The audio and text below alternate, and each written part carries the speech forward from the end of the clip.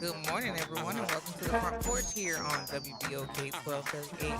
What New Orleans is talking about all day long. I'm your host, Kimber White Dupree, and on the other side of the glass is Naira, and on this Badger on Wednesday, on this 21st day of May.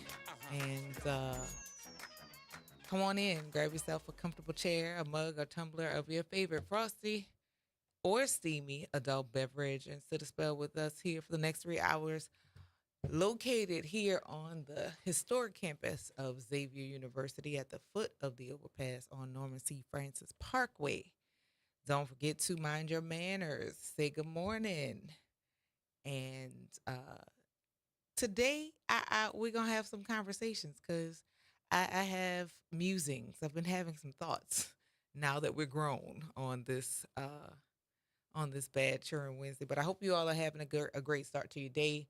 And schools are closing this week, or at least ending their final quarters or trimesters of the year this week. And school's about to be out. And I'm hoping that it won't be a long, hot summer in the case of behaviors and criminal activity. But this is gonna be an interesting summer, especially on the heels of what has happened at not Central Lockup, but at OPP. There's a whole lot of going on. But my big question of today is: now that we're grown, what are some ideas that you wish you hadn't learned that you need to unlearn? What are some ideas that you learned that you needed to unlearn, or you're still working hard now to unlearn? Uh, I'll go first. That college is a must. uh, I am from the generation that uh, everybody was told that they got to go to college, got to go to college, got to go to college. Everybody didn't go to college, and there wasn't a whole lot of conversation about other pathways. I mean, obviously, people took other pathways. Some people went to the military. Some people started their entrepreneurial journeys very young, and but everybody had to go to college because I'm a second generation college grad, and the idea that you had to go to college was definitely said. But now that we're grown, that's not necessarily the. that- It was never needed. However, it does offer different pathways for people, but it wasn't necessary for everybody. And here's another one. Now that we're grown, I'm also from the generation where people who chose pathways or career pathways that were not uh, related to going to college, they looked down on people who didn't, and people who had career paths that required them working with their hands, blue collar jobs. But those people had a very low debt ceiling too. Plumbers, right now, if you are in plumbing, electricity, um, telecommunications, anything that required a certificate instead of a degree, are making money hand over fist. And I mean charging big money per hour right now with no student loan debt. So 504-582-9422. Give us a call. Now that we're grown, what is something that you had to unlearn, or something that you're still working to unlearn, uh, now that you've had some time to reflect? Cash businesses too, right? If I had the talent to be a barber or a hairstylist, that's a cash business. That is.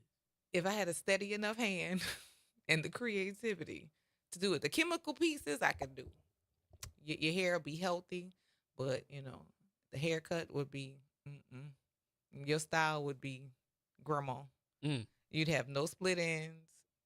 You'd have the whatever was from the hairstyle book that required the minimal talent to do healthy hair, but no style, no flair, none whatsoever.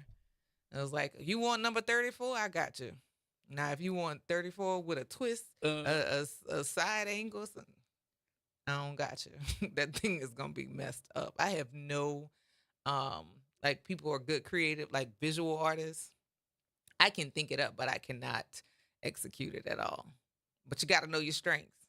So that wouldn't have been an area that I would have jumped into. But uh, yeah, now that we grown, what are some things that you have had to unlearn, or things that you're working to unlearn as you've had some time to be an adult and think over some of the things that, like, they said I had to do this. The people said I needed to do this, and now that we're grown, you don't really necessarily have to do none of that stuff.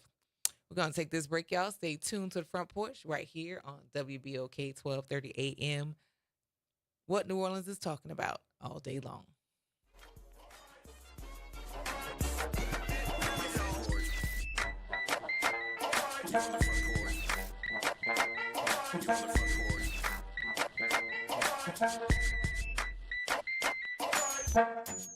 Hey everybody, it's Graylin Brian Banks. And Kimber White Dupree. From the front porch, y'all. You know how we do every Monday. It's Moving Monday. And Tuesday, it's Trivia Tuesday. And y'all know we have nothing but bad cheering coming through here on Wednesday. But stick with us. On Thursday, we travel. That's right. And Friday's Free Your Mind Friday, so get your brass up. Something on your mind? Want to get it off your chest? Holla at your people. WBOK 1230 AM, the station you listen to all day long.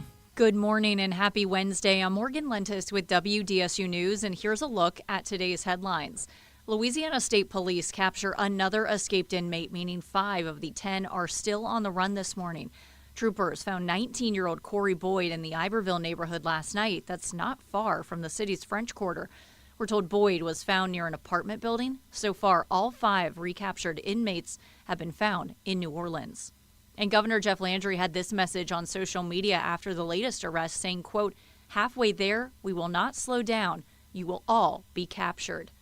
And those words coming as an audit of the Orleans Parish Justice Center gets underway this week. Attorney General Liz Murrill says that audit will investigate the jail's operations, its staffing, and overall security. We're told there are 119 standards the jail will be rated on, and it will be deemed either compliant or non-compliant. There's no timeline on when those results will be released. Finally, the New Orleans Police Department is looking for leads after a man was shot in the Desire neighborhood. This happened off Chef Mentor Highway near France Road just after 9:30 last night. Police say a man was shot and taken to the hospital by EMS. No other details about a suspect or the victim were given. If you have any information about this shooting or the whereabouts of those escaped inmates, call Crime Stoppers at 504-822-1111. That's a look at today's headlines. I'm Morgan Lentis with WDSU News. Have a great day. Tune in to The Monitor's Mic, where we talk about oversight, policing, and you. Hosted by the Office of Independent Police Monitor, we're here to shine a light on policing issues that matter, from real-time policing updates to in-depth interviews. Every Friday at noon on WBOK. The Tuskegee Airmen Flight Academy of New Orleans is soaring into its second year and looking for Orleans Parish High School students that are interested in aviation. Applications are now being accepted at NOLARedtails.org through May 19th. Again, the website is NOLARedtails.org. The Tuskegee Airmen Flight Academy of New Orleans, where the sky is no longer the limit. Welcome to Chemical of the Month by the community scientists at Rise St. James. This month, we spotlight phthalates, chemicals added to plastics, especially PVC, to make them more flexible and durable. But there's more. Research shows phthalates may disrupt hormones, affect reproductive health, and contribute to environmental pollution impacting our communities. Join us as we explore how these additives shape our everyday lives and the world around us. For more details, visit risestjames.org. Empower your knowledge with Rise. Welcome to Liberty Bank and Trust, where your financial journey transforms communities. Since 1972, our customized banking solutions power your dreams and fuel your community growth. Every dollar you invest with us circles back to empower more people, ensuring opportunities for generations. Join us at Liberty Bank. Together, we empower possibility. Visit libertybank.net to start banking with purpose. Liberty Bank, there's freedom here. Making a difference in the community. WBOK 1230 AM. You're on the front porch with WBOK 1230 AM.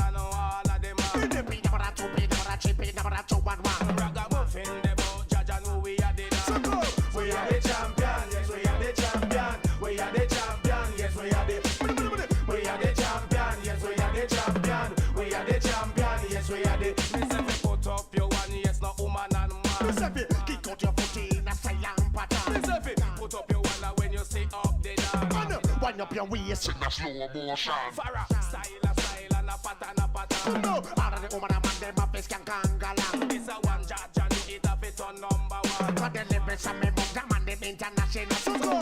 We are the champion, yes we are the champion. We are the champion, yes we are the.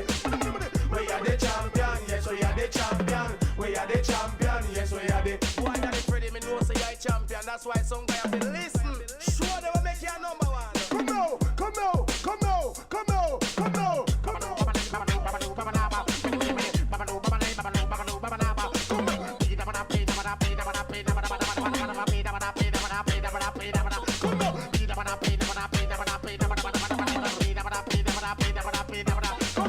We are the champion, yes we are the champion. We are the champion, yes we are the.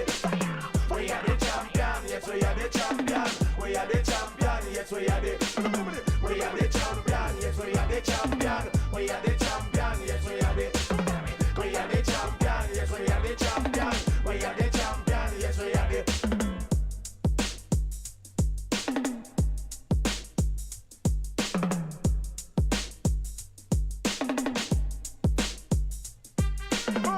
the champion, yes we are the champion. We are the champion, yes we are the. We are the champion, yes we are the champion.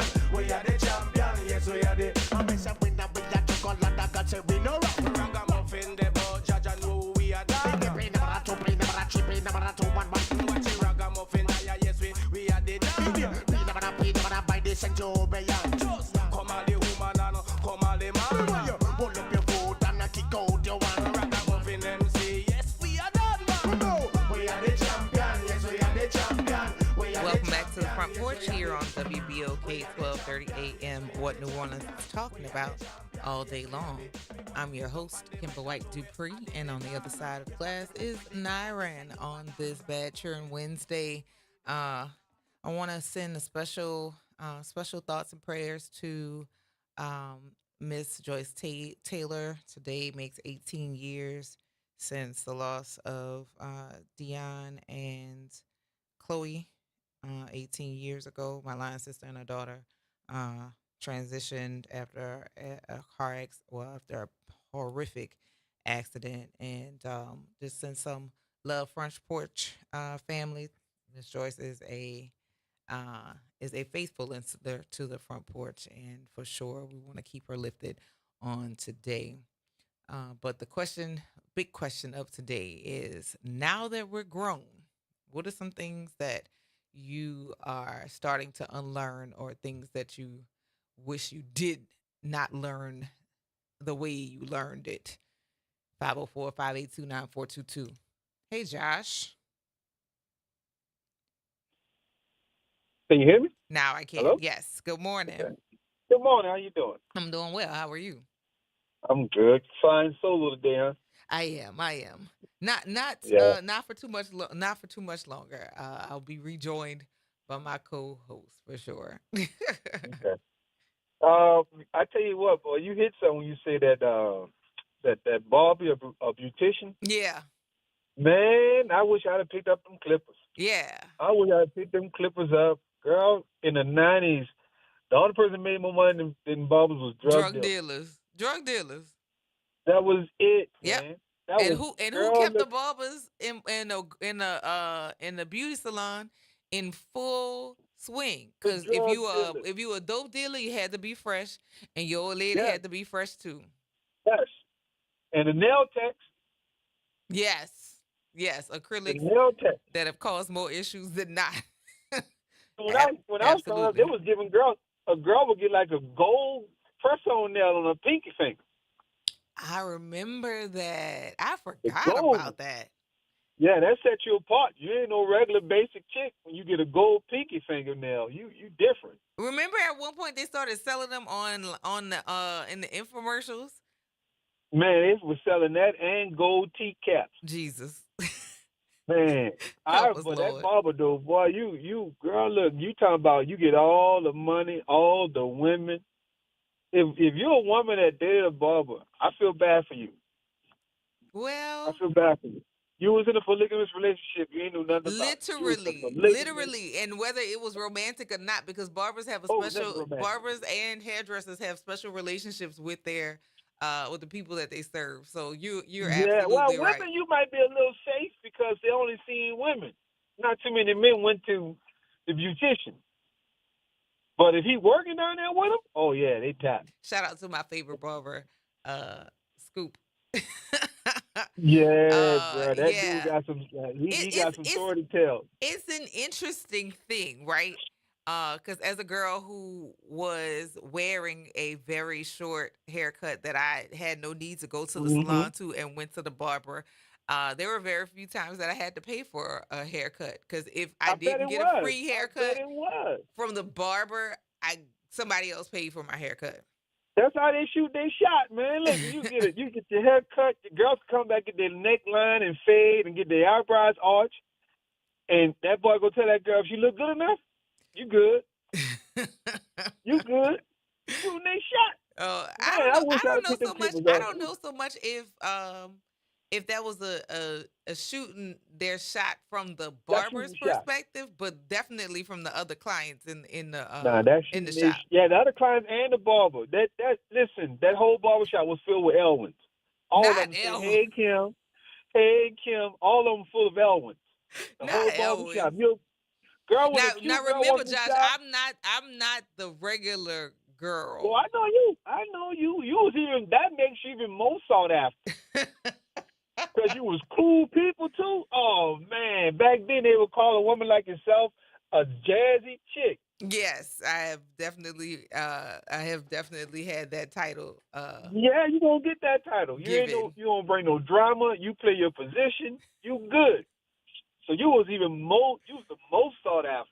But I really was one of the homies though. Yeah, that what makes you so cool to I be really with. was one of the homies, and for the most part, it was a lesson of unlearning things that I was told as a female girl, woman, child. Yeah. Because sitting in a barbershop listening to some of those Oh, conversations, you learn about life. oh You learn my about God, male life y'all are so messy quickly. like a bunch So of quickly. like as much as women get the Yeah. moniker of being Yeah. messy, y'all are Yeah. the worst. Y'all are Bunch the of chatty worst. patties. Yes, we are. We chatty patties. We are. And We how all you the talk food. about women is Oh, it's terrible. It's really really terrible. And for women, based on if nothing you truth. could Now it's stomach all it, half truth too. It's all half you truth. are None of them absolutely solid. right. Because when I mean more what is it, fishing stories Yes. and catching great whales, lying Yes. about it in the barbershop, more that happens than not. And But but see, you downstairs by the women, ain't nothing uh-huh. but the truth being talked about. Ain't nothing but the truth. Girl, Yeah. if you was an ill dude or you had shortcomings as a man, you know what I meant. Oh, Man, they definitely talked about it for sure. It was very oh, entertaining. you got talked about. We call it the group chat now. Yes. Yes. We So call if it you the brought that gooch. hammer though, you was talked about too. If you brought that hammer, And you probably too were even more sought after, and so for a you was while so didn't sought know after. why. You ever noticed that when you was a woman, when you came in the barbershop, it got quiet, didn't it? Mm, When you initially came, I'm trying to think it was because I've quiet. always hung out with boys, so maybe in maybe the first time when I actually the first time I got my hair cut, because I went from Yeah, a short, like a salt and pepper kind of, or like a Halle Berry kind of cut, to like yeah, off. yeah, So maybe that first time, yeah. The first time the yeah, but barber after your that, barber gave the yeah, after dudes. that, Your no. barber, yeah, your barber told people, no, she cool. Yeah, he So probably they could did talk some he regular around probably you. No, did you some good. footwork. Kim Yeah. good. Kim like a little dude. She good. So they're like, okay, we can resume then. We ain't got to worry about us being infiltrated like the Carters. But I'm telling you, y'all. I mean, the gossip that happens in a Oh yeah, barbershop, yeah, and yeah. it really needs to be conversations that are had. The barbershop and the beauty shop. If we could get Let's people not to rehash stop that. being so cantankerous and actually be Yes, honest on both sides, we could let's probably have not some rehash it. progress. We could probably get some I don't know. progress. I don't know if we should do that, Kim. There's a I lot of do. secrets I that do.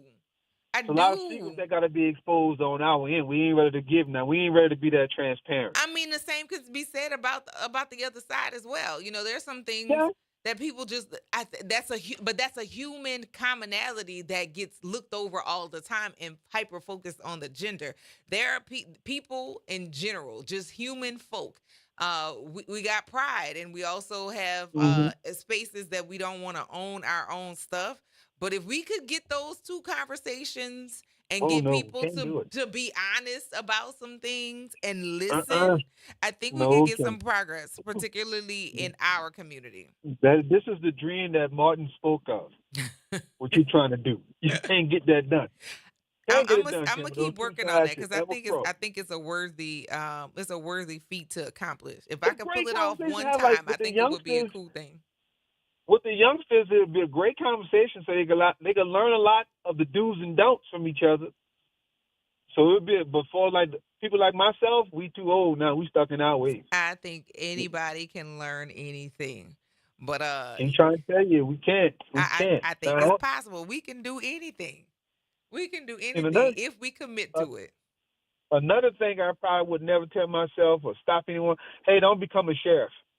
Oh, I This is can't stand you. All this right, is you not a gotta get off. job for the weak. You gotta get off my phone. Get off my This is line. not a job for the weak, Mm-mm. Kimber. Man, And they it's don't pay you not. well. That's one of those. That's It another one of doesn't those. pay you well. You're dealing with the worst of society. They're putting them in a paper mache building. You got idiots. My mom always told me. She just tell us this one thing. She said, "Don't ever work for Sheriff Fody because you go from working there to living there." Oh my God. That's what she would tell us. Don't you go work there because you go from working there to living there. And that idiot who turned that water off, he may be getting 60 years because he supposedly was scared to be shanked. Now you got to worry about being shanked every day now, sir. Well, I don't Every know. day. I don't know. Josh, get off my phone. That is funny. And I look Okay. forward to having some more, because something else is gonna trigger your thoughts. All right. I know. Give it to me. I'm going to call you about it. All right. Later. 504-582-9422. We are on this Bad Children Wednesday.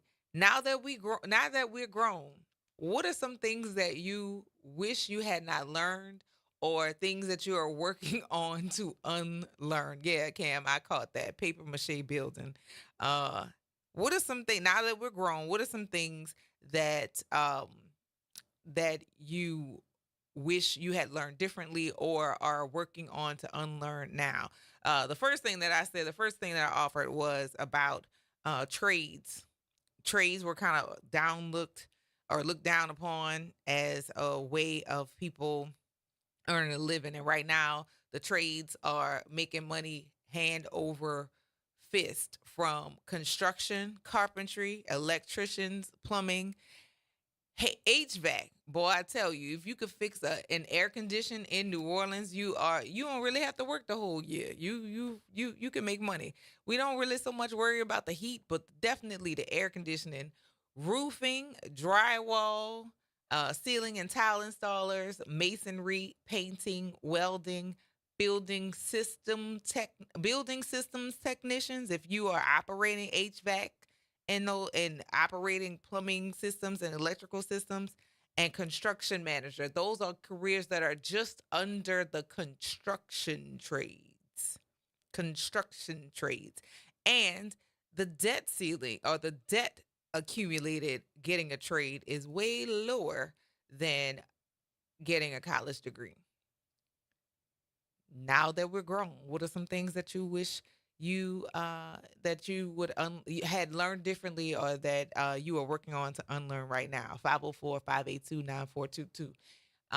Another thing about now that we're grown that I had to learn by way of experience versus what I was taught. Just because somebody doesn't have a degree doesn't mean that they are uneducated. Because again, I'm from a generation that was pushing college. You gotta go to college, gotta go to college. And the assumption that people that did not go to college or didn't finish college, whatever the case is, people automatically assume that those people are unlearned or uneducated, which is definitely not true. More people who read for fun have more information and time to retain the information than people who just study for tests. And I know more people with degrees who are big old dummies than not. 504-582-9422.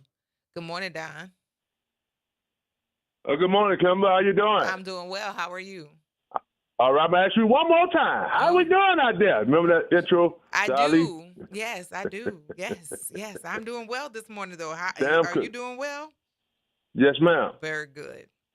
And I got a clarion call to make and a final call. Them guys who escaped from Orleans Parish Prison, the remaining ones, turn yourself in. This is not a game. When can you run? You can't run. You can't hide. Face justice. Justice is where you want to be in the courts. Take it to the courtroom. Take it to legal representation, and let the system do what it do. Turn yourself in, okay? That's my clarion call and my final call. Okay. But look, you said something about trades. Here's the thing about trades, especially like the building trades. My dad is a lifetime member of the Carpenters and Power Drivers Union. But nevertheless, you ascertain the trade. You go to be a carpenter, okay, or electrician. Mm-hmm. But when you join the union, you have to do at least, for minimum, if it's still correct, 5 years as an apprentice. So you receive more training and education, 5 years to go through the apprenticeship. Locomotive engineers, locomotive mechanics, all of those, you get the initial certification to qualify for an apprenticeship. So apprenticeship is usually about 5 minutes to become a journeyman one or something along those lines. So it's a lot of training, a lot of hands-on education, and up-to-date codes and all of those things. So it's not just, we give you your certificate and you get out there and you get on a job. No, when you go through the union, you got to meet that apprenticeship program, and it's extensive, at least 5 years. Okay. And there's always ongoing training as you advance in the craft. But that's all I wanted to say this morning, and as it pertains to college degree. 100 years ago, Kimber, 1925, less than 20% of all adults had a high school diploma. Yeah. And if you go back to the turn of the 21st century, less than that. And 100 years ago, less than 3% had a college degree of all adults. And black people, of course, less than that. Correct. You talk about, for instance, you talk about McDonald 35, which is the oldest high school in the state that educated black people.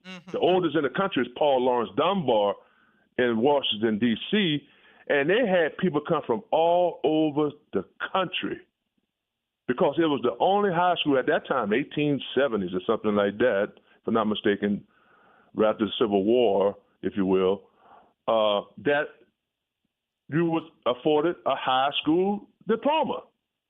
So it wasn't the lack of intelligence, because if you look at some of your greatest businessmen or women, they didn't have a high school diploma. They was able to read and write, but they had actual hands-on business acumen that was developed. And so, but yeah, that's the issue. McDown 35 has been around over 100 years, right? What, 115, something around there? I want to say that's close. Over 100 years. Yeah, definitely over 100 years. Right, Sure. and I'm like, wow, man. But at the time, that was the only high school probably in the region that afforded African American, Black Americans a high school diploma, which was, I don't think it was the gateway to a college degree to get into college, but yeah, we had to put those things. I try to keep it in perspective. When today we have about roughly 90% of high schoolers are graduating, let's say a school has, that's still a significant low number. People say, 90%, that's good. No, that's not really good, because if you have a school of 1,000 students and 90% of them are graduating, that means 100 is not graduated within 6 years or 4 years. So what you're going to do with those 100 that's not? The word of God says, did the Lord leave the 99 and go after the one? That should be our mantra, not based on just Christian principles, but as a moral issue. We must leave the 99 and go after the one. Gotcha. Well, thank you for that, Don, and thank you for your Thank call. you very much. All right, have a good one. We're going to take this break, y'all. Stay tuned to the Front Porch right here on WBOK 1230 AM. What New Orleans is talking about all day long.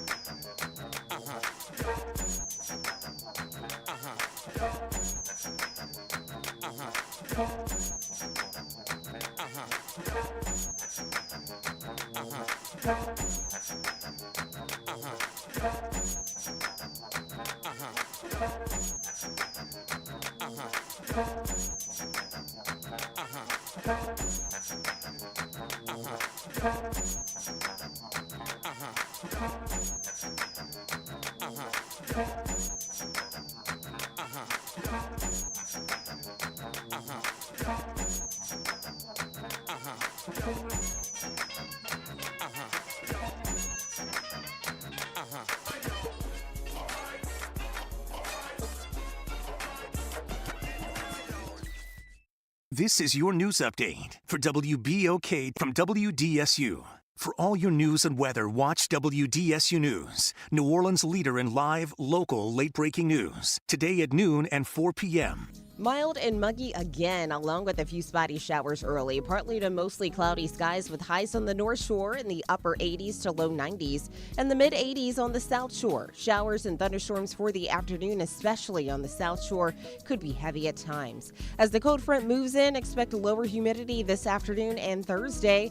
Highs remain in the upper 80s to low 90s for the rest of the week on into the weekend. From the WDSU First Warning Weather Center, I'm Raven Richard. Norman Robinson is back. Can you hear me now? And he's taking no prisoners. Can you hear me now? Each weekday, Norman Robinson brings you commentary with Off the Top. The incident was shocking, disturbing, disgusting, disappointing, and sad. Each weekday, Off the Top with Norman Robinson is heard exclusively right here. It's Off the Top with Norman Robinson on WBOK 1230 AM. Hi, this is Cary Grant. Let's elevate every Tuesday through Thursday from 6 to 7 p.m. as we discuss the community, the country, and the world, from politics to current events and sports. We look forward to your input and continuing the quality programming on your community station, WBOK. Join us every Tuesday through Thursday, 6 to 7 p.m. on Elevated Conversations, the Arnie and Cary Show.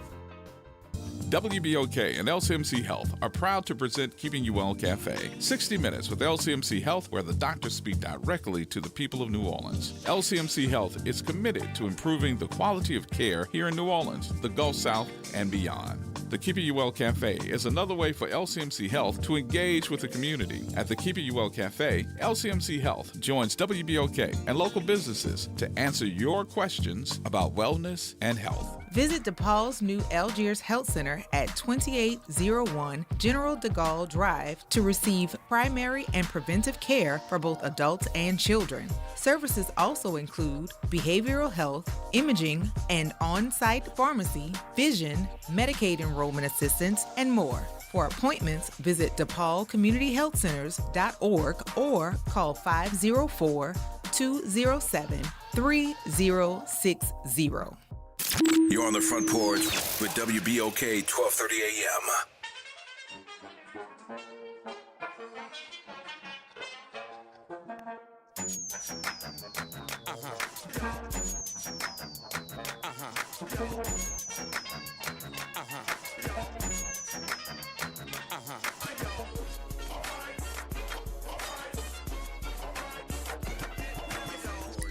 Welcome back to the Front Porch here on WBOK 1230 AM, what New Orleans is talking about all day long. I'm your host, Kimber White Dupree, and on the other side of the class is Nyron, and we have begun an interesting conversation of now that we're grown, what are some things that you feel that you needed to unlearn or things that you should have learned differently? And so far, we've been having some pretty interesting conversations about that. My initial offering was about trades versus degrees, that degrees are not the only way for you to navigate your way as a successful adult. Degrees are not necessarily the only way to do that. And then we spoke about some trades that would have been particularly opportunities for generational wealth building. And Mark said when he said, when I was a teenager, I got accepted into a plumbing apprenticeship program. They gave him a job while he was in school to become a journeyman plumber, but I quit because I didn't want to do physical labor. If I was older and smarter, I would have stuck with it. I'd have money. Oh, I'd have my own business by now getting paid. I mean, I don't know so much as that youth had anything to do with it, right? We were presented with the idea that a navigation or a way for us to navigate into opportunities of us excelling or moving upward mobility, that going to college was the pathway, the quickest pathway for us to be able to do that. However, if television was any indication of people getting wealth, George Jefferson, who moved on up to the east side, he had a dry cleaners that he owned, and that required no degree. And he did not talk like he had one either.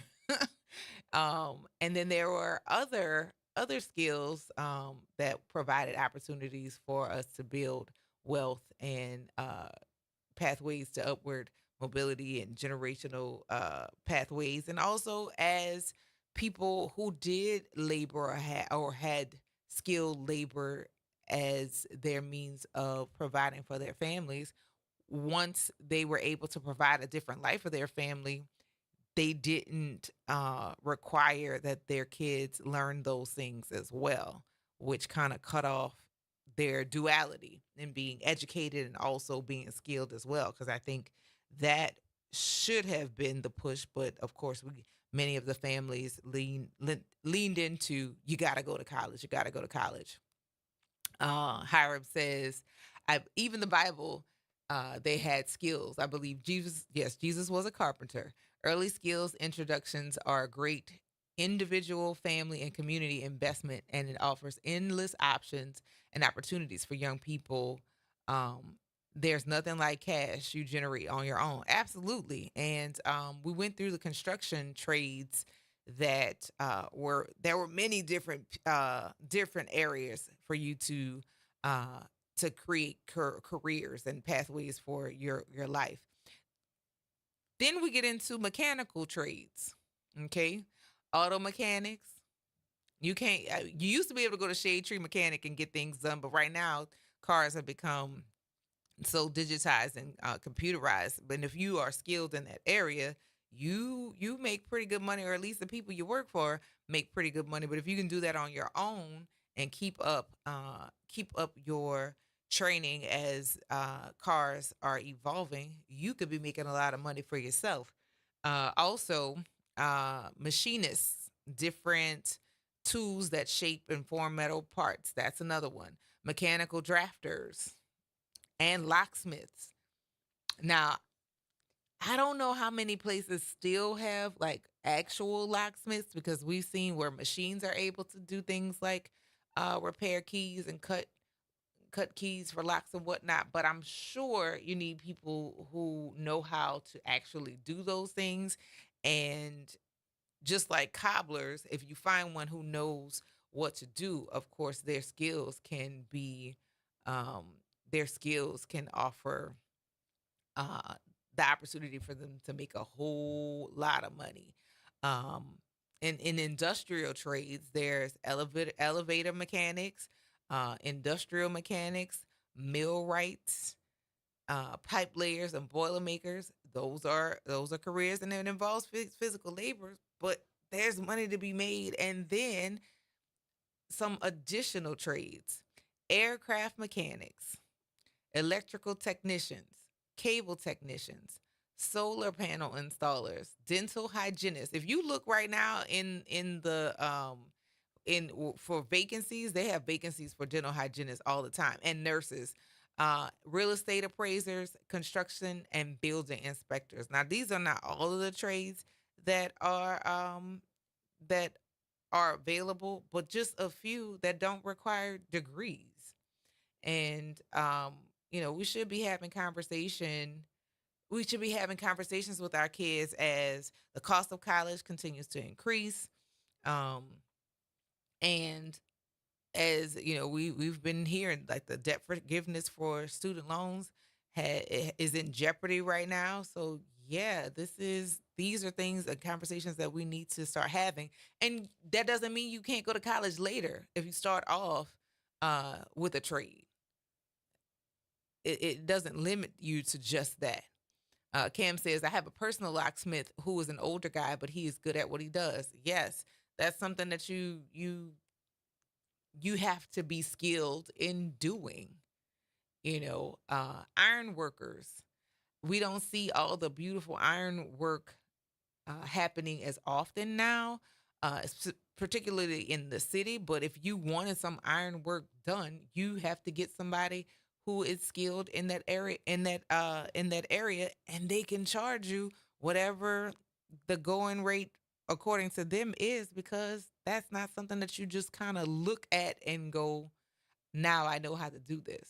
This is something that is crafted over time and developed over time in order to do that. So I am really excited to have conversations about, now that we're grown, what are some things you wish you had learned one way, or something that you are actively working on unlearning right now? Mark says, right now, my youngest son is going to Texas to start an electrician apprenticeship program. Now you gonna throw your wife under the bus, Mark? He said, my wife was trying to push him to go to college, but I had to explain to her that college isn't for everybody. Plus, electricians make a damn good living. Absolutely, they do. But he doesn't have to stop at being an electrician. He can do that and still, if he so chooses, go to college and likely have the funds to pay for it right out of his pocket, instead of having to finance that education. But y'all, stay tuned to the Front Porch right here on WBOK 1230 AM. What New Orleans is talking about all day long.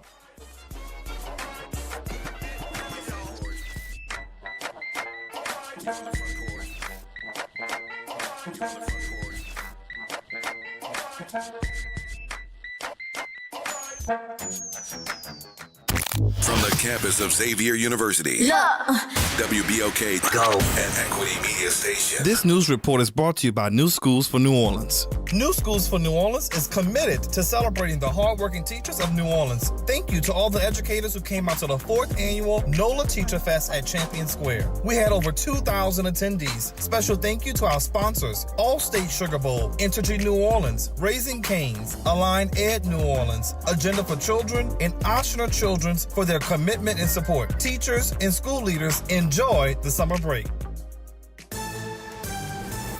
I'm Bree Wood with BIN News Now.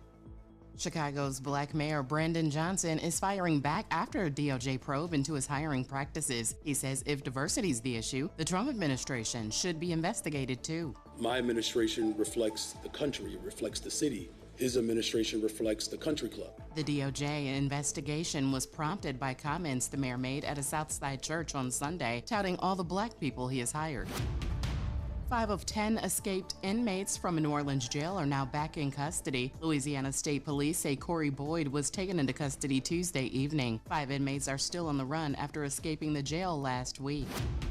And the Sean Diddy Combs sex trafficking trial picks back up today. Regina Ventura, the mother of Combs' ex-girlfriend Cassie Ventura Fine, testified yesterday along with a federal agent and a male exotic dancer. Get BIN News Now on demand 24/7 on the iHeartRadio app. You're on the Front Porch with WBOK 1230 AM. Music make you lose control. Music make you lose control.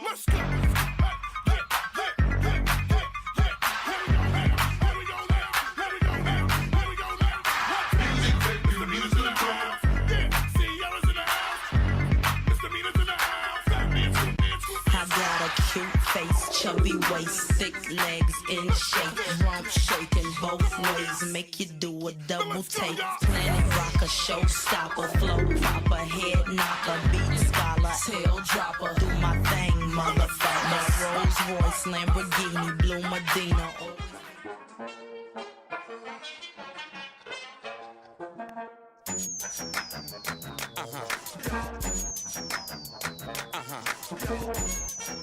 Welcome back to the Front Porch here on WBOK 1230 AM. What New Orleans is talking about all day long. I'm your host, Kimber White Dupree. And on the other side of the glass, rolling with me this morning is none other than super producer Naren Sanders.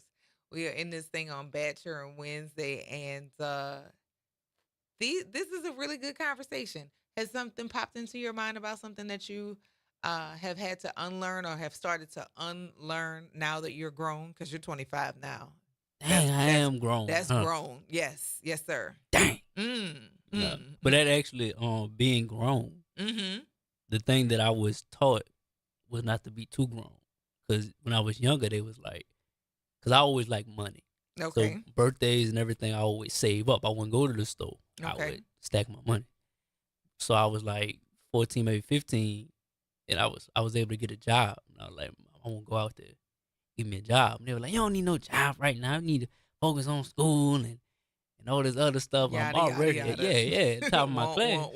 And I was like, okay, cool. I'll just be at the top of my class and all that, which I was, and I always had free time.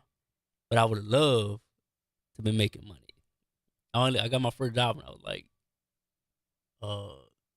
senior year in high school, going into my freshman year in college. Okay. I was still another broke college kid in college. So I feel like if I had stacked a little bit more early in my high school career, that would have been better. So yeah, you lied to me. I feel some type of way about it.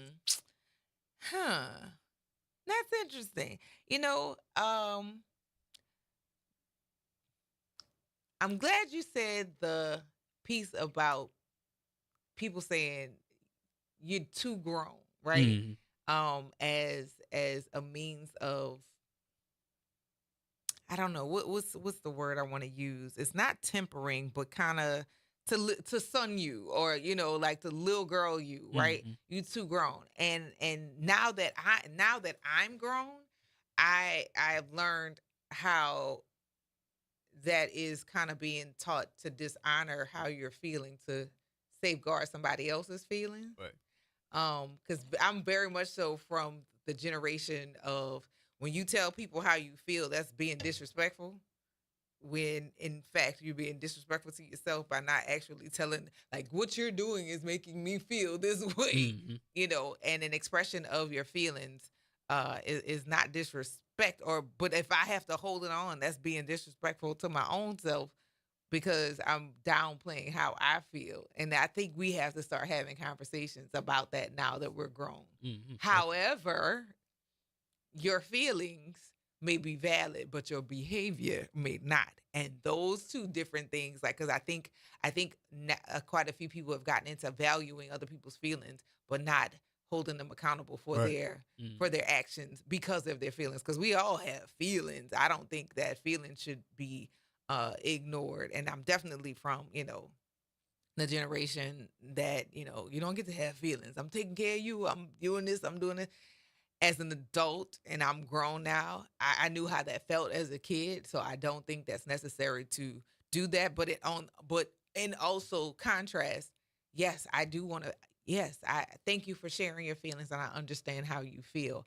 However, this reaction or this action based on your feelings is completely unacceptable. Right. We gotta find another way for you to manage your feelings. Absolutely. Yeah. So yeah, I think that's a pretty good that's some pretty good things. So if you have listening audience, something that you have learned, and as you've gotten older, now that you are grown, what is something that you have strived to unlearn now that you're grown? I'm curious about that. Give us a call, 504-582-9422.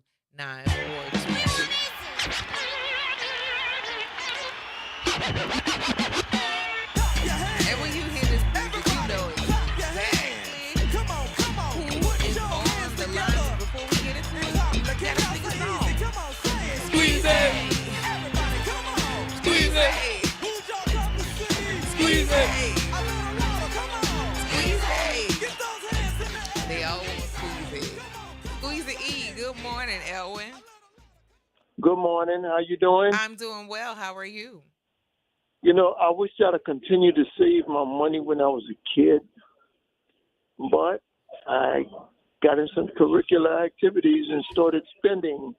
But now I'm learning how to save. Okay. So that is a good thing. That is a great thing. It's a good question you ask. So saving money is the thing now that you're grown that you would have done more of? Yeah. Okay. When I was a kid, I wish I'd have continued to save my money. I would have been further advanced than what I am now.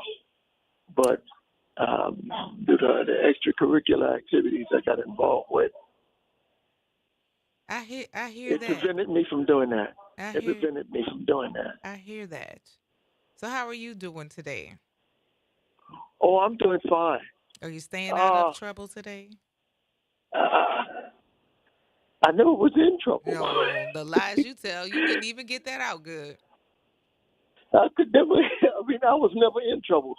The story I wanted to tell you, and I didn't tell you yesterday. I didn't tell you yesterday because I called in late. Was I got out of the house. I got down to the first step. The young lady didn't want to help me out of the van. Didn't want to help me to put the chair at the end of the rail. So she just pulled off. And it kind of like pissed me off because I got up early Monday morning, 4 o'clock that morning to get ready.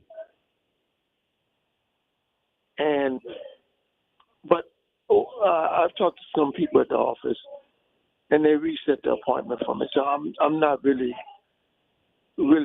upset about it now as I was before. So I learned to control my temper as I got older. I don't say the things I used to say, I don't say the things I used to say because believe me, I use a lot of language when I was young. I don't do that anymore. So there's two things I learned: how to save money and how to control my temper. Okay. But at times, people do push you over the edge, try to push you over the edge to make you go that way with them. But like I said, I learned how to control my temper. Because the kind of control Become you have to have is called what kind of control? uh, Control that adult belongs to control. who? Adult control. Self So control. self control, right? And Mm-hmm. adult control, because you Mm-hmm. got to control yourself out here on the streets. I mean, some things you don't like, you may want to tell a person how you really feel about it, but in a different language. But you do it in a different, you do it in a respectable way. You don't do it out, the way the other language would get you in trouble. So you wouldn't want. I don't do that. Okay. Sounds Even with good. my family, even with my family, they push me over the edge. But I have to pull myself back to talk to them in a respectable way where uh, I can, have more respect for myself and give them respect with it. So even though some members of my family, I don't agree. I don't agree with their way of thinking, but that's everybody's grown, so everybody's entitled to respect when you get grown. So that's the way it is. Okay. Well, that's a good mantra to have. That's a good mantra to have. Well, we're gonna continue on with today's topic of now that you're grown. What are some things that you are going to? What things are you working to unlearn, and what are some things that you have learned? So I want you to think about that some more and give us a call back. All right, Elwin. Okay. All right, we'll talk to you soon. All right. Later. I'm out.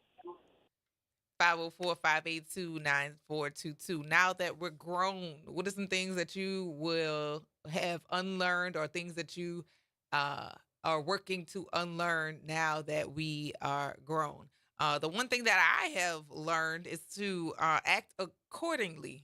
Elwin said something interesting about handling people with care and handling people with respect. I act accordingly. I used to let a whole lot of things slide, and typically I don't pay attention to a lot of things that people say and do because I'm in my own space, in my own mental space. However, I have unlearned of letting so much slide, and I act accordingly now. And being a woman, there are certain things that people will say oftentimes. That's not ladylike. You're not being a lady. And then, one of the things in being a lady is to allow myself to ingest or absorb some disrespect, and I don't do that no more. That is one thing I have definitely unlearned, um, for the sake of sparing somebody else. Nope. If I'm on what you on, and typically most things don't bother me enough, so I'm not very reactive. But I no longer sacrifice how I feel to spare other people. If this is how we're going to act, then again, I'm going to act accordingly. 504-582-9422. Josh says, I've learned Taco Bell after midnight is a bad idea. It don't even have to be after midnight. That sometimes just Taco Bell's not a good idea as we get older at all. Hey, Sherman Bunch. Good morning, everybody. I hope you all are having a great start to your morning. I'm going to go ahead and say good morning to all of our listeners here on Facebook. And if you want to say good morning again, the number is 504-582-9422. But good morning to Miss Joyce Taylor. I hope that today it is not as heavy for you and it continues to get lighter. Hey, Josh. Good morning, Laura Weber. Good morning, Jackie Wilmore. Hey, Cam. Good morning, Martin Curley. Good morning to Robbie Fulton. Good morning to Sean Gill. Hey, Wiley, where you been? Good morning to Mary Shanks. Hug our Kennedy for us. We miss her already. Good morning to Gerald Bastian. Good morning to Hiram Fordhams. Good morning to Mark. Good morning to good morning to Miriam. How you doing? Good morning. Good morning to Monty Slinger. Good morning to Gracie. How you doing this morning? And good morning to Anita Harris. How y'all doing this morning? So I'm curious, now that you're grown, what are some things that you have been working hard to unlearn or things that you wish you had learned a different way? 504-582-9422. Hey, Pamela. Good morning, beautiful Kimba. How are you? I'm doing well. How are you this morning? I'm doing very well as well. Very I good. was listening to our boy, Easy. Uh-huh. He's something else, but I agree with him. See, now my thing is, I have really, really been working very hard on controlling my temper. Okay. Because just as happy as I can be, the other side of me can be just like that. Mm-hmm. Mm-hmm. You know what I mean? Yeah. And I try my hardest because I want to keep the peace within my own soul. You know what I'm saying? But some people can, just thinking about it just gets me because don't mess with my kids. Mm-hmm. That's number one, because I will lose it. And, don't mess with my man and don't mess with my money. And then I'm good. Fair. Mm-hmm. That's all fair. But I really have to, because sometimes when I go there and I get mad and I feel my whole body just shaking inside, I'm getting ready to hurt you. And I feel like that's the devil being busy. So I try to pray about it, but sometimes, Kimber, sometimes people are tasty there. You just have to go. You don't have to. And this is the thing, right? Okay. I am a person who, if I didn't think before I reacted, it would be ultimate chaos, right? Right. Which also makes me, in my opinion, even more dangerous because I do measure Uh-huh. how I respond to people. Mm-hmm. Some things are not even worth answering because, like I've said before, I don't like going back and forth with people. I want to say the thing that's gonna cause a final movement, right? Either you're gonna leave me alone or we're gonna get in the weeds. One of the two. I just want this to come to a head. However, when you know that people are a trigger or things that people sometimes they know and sometimes they don't know that what their presence does or the things that they say annoys you, I'm just unwilling to give that power to somebody. Now, in the fact that I choose to engage with them, I'm not gonna give them the credit of me deciding to engage. It's me deciding to engage with you, and that's kind of what your mindset has to be. It's like, okay, I probably could let this go, but right now I don't want to let this go, so I'm gonna go ahead and let you have it. Versus them making you do something, because I never want anybody to have that idea that they made me lose control or made me make an action. Nope. I've had enough, and I think you deserve this. I agree with you, but so sometimes I can make myself just shut down, and when I get quiet on you, and you coming at me just constantly, blah blah blah blah blah blah, and I shut down. Please, I gotta go. Because something's getting ready to happen. Right. Because when I get quiet, I know my temper, and when I get quiet on you, and you constantly in my face, I'm gonna take my chance of just getting out of the way before I hurt you. Because when I go there, it's like I see blood spots. My eyes, everything changes about me, and I don't like that. Right. And so I have been working on that. Absolutely. That's you gaining control over you. Don't let anybody have that control over you. Well, thank you for saying that, baby. I'm going to keep that in my mind because you're right. You're right. Well, thank you for You're that, so right. Pam. I appreciate that. All right, baby. You Have a have a good one. wonderful day, and I'll talk to you later. All righty. Have a good one. Bye-bye. Okay. Yeah, like be the master of yourself. Be the master of yourself. And being the master of yourself doesn't mean that you're gonna be the version that you want written down all the time, you know. This lady had this shirt that said "Girl Expletive You" on her shirt. And I was like, sometimes that's all you have to say. Girl, boy, expletive you. And keep it pushing, because any other investment may cause in some trouble for yourself, and being the master again of yourself. Is that was something that you would say your shining moments? Probably not, but sometimes, you know, it's appropriate. And don't let somebody work you to the point that you get completely out of character. But if you get out of character, make sure that that is something that you've chosen versus something that air quote somebody made you do. I mean, but sometimes people deserve to get it, and they keep asking for it. They order it. Go ahead and serve it to them. 504-582-9422. We're gonna take this break on the front porch. We'll see y'all on the other side of it. But yeah, what are some things that you are unlearning now that you're grown? Now that we're grown, what are some things that we are not doing or doing? We'll see y'all on the other side of the break.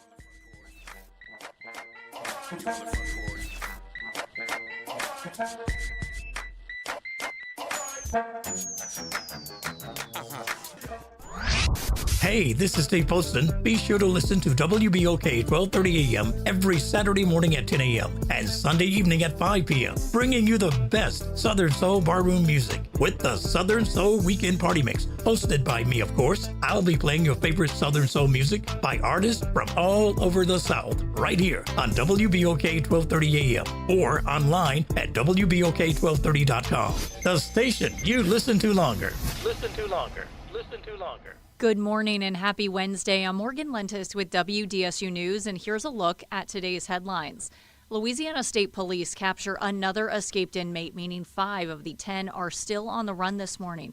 Troopers found 19-year-old Corey Boyd in the Iberville neighborhood last night. That's not far from the city's French Quarter. We're told Boyd was found near an apartment building. So far, all 5 recaptured inmates have been found in New Orleans. And Governor Jeff Landry had this message on social media after the latest arrest, saying, quote, "Halfway there, we will not slow down. You will all be captured." And those words coming as an audit of the Orleans Parish Justice Center gets underway this week. Attorney General Liz Murrell says that audit will investigate the jail's operations, its staffing, and overall security. We're told there are 119 standards the jail will be rated on, and it will be deemed either compliant or non-compliant. There's no timeline on when those results will be released. Finally, the New Orleans Police Department is looking for leads after a man was shot in the Desire neighborhood. This happened off Chef Mentor Highway near France Road just after 9:30 last night. Police say a man was shot and taken to the hospital by EMS. No other details about a suspect or the victim were given. If you have any information about this shooting or the whereabouts of those escaped inmates, call Crime Stoppers at 504-822-1111. That's a look at today's headlines. I'm Morgan Lentis with WDSU News. Have a great day. The New Orleans Jazz and Heritage Foundation is the nonprofit organization that owns the New Orleans Jazz and Heritage Festival, presented by Shell. With the funds generated from Jazz Fest, the foundation invests in Louisiana communities through economic development, cultural enrichment, and free educational programs. To learn more about the New Orleans Jazz and Heritage Foundation, please visit us at www.jazzandheritage.org.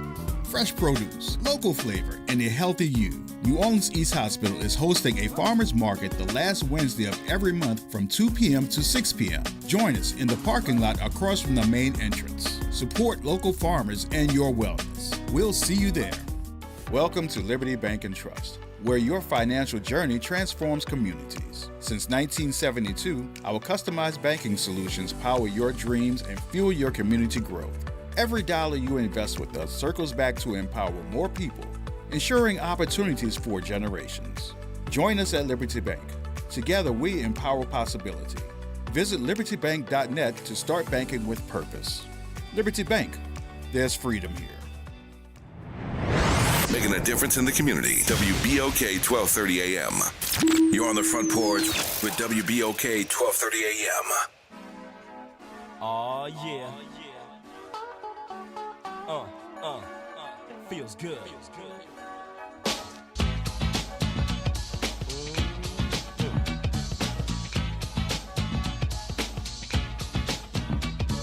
The time has come to enjoy myself. I've left my problems up on the shelf. The workday's over and I got it made. Like Johnny Kemp said, I just got paid and I'm ready to mingle. Young man, single and free, ready to get busy. Down to party, hardy and have a good time. All I need is a partner in crime. Call up the homies and hope they might say they're down to paint the town red tonight.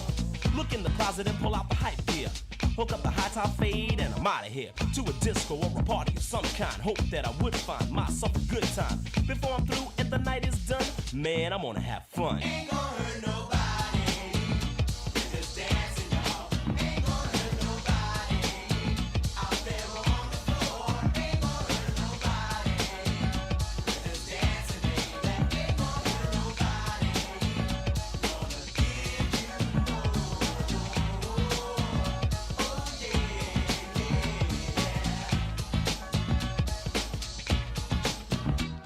If you're looking for more, step on the dance floor. Check your coat and your troubles at the door. Cause for sure you're gonna see a smile today. The problems of the world seem miles away. The only thing that matters is a good time that can be had with the help of a good rhyme. The DJ's hype more than up to par. Uh-oh, there goes a cutie at the bar. So I stroll on over and say hi. And tell her I'm the PLAY. And would she like to dance a while? I'll do anything to see you smile, you see. My job is to take you higher. After a couple of songs, I'll inquire. Having fun? Well, I ain't done. The best is yet to come. Ain't gonna hurt nobody. We're just dancing, y'all. Ain't gonna hurt nobody. Out there on the floor. Ain't gonna hurt nobody. We're just dancing, baby. Ain't gonna hurt nobody. Gonna give you more. Oh yeah,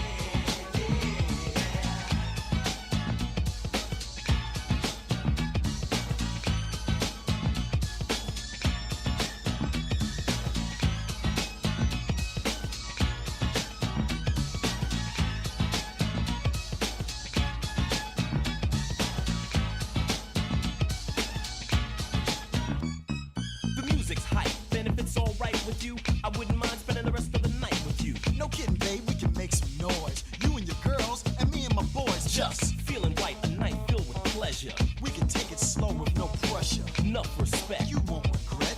This'll be a night you won't soon forget. Yeah, and that's a promise from me to you. Take my hand, girl, I'ma see you through. You don't strike me as a woman that fronts. Here's your chance. You only live once, I wanna hear you say, oh, what a blast, kid. We sure had good fun while it lasted. Hung out with friends and hit the skins. Next week we're gonna do it again.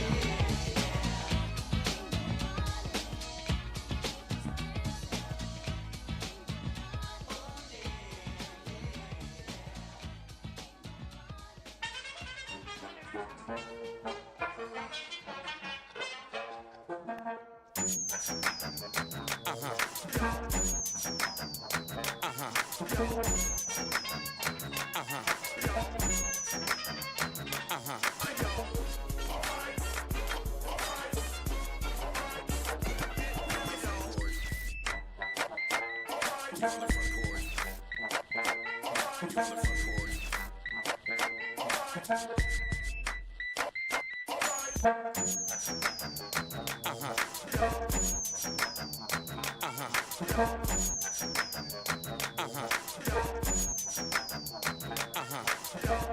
back to the Front Porch here on WBOK 1230 AM. What New Orleans is talking about all day long.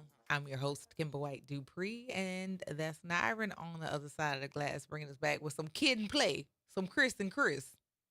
Both of their names are Chris, I think, no. Christopher, I feel like maybe they are, though. Hold on a second. One's name is Chris for real, but I feel like the other one's name is, yes, Christopher Reed and Christopher Martin. Yeah, Christopher Reed and Christopher Martin. That was when we used to dance at parties and get all sweaty and then go slow dance with people all sweaty. I don't know why. I mean, now that sounds gross, but it was a good time at the time. Mark said that's when rap music was about having fun, not killing everybody. No, NWA was out around this time. There were still drugs and killings and murders, death, kills going on around that time. However, we did have dance rap or fun rap that was included in hip hop around the time. But there's definitely a share of violent rap that was going on at the time. Like let's not romance our era. Don't become one of the old people. Okay? Don't do that. But now that we're grown is the conversation today. Now that we're grown, the question is, what have you learned, and what are you actively unlearning now that we're grown? We've talked about how college degrees versus trades, the push, and the effects of that, and how that has an impact on financially, and then also now that we're grown, I told you guys about this whole idea of what's ladylike and how I felt like that was just a crock. And I still do. I still feel like that's a weird way of chastising women about their human emotions and feelings.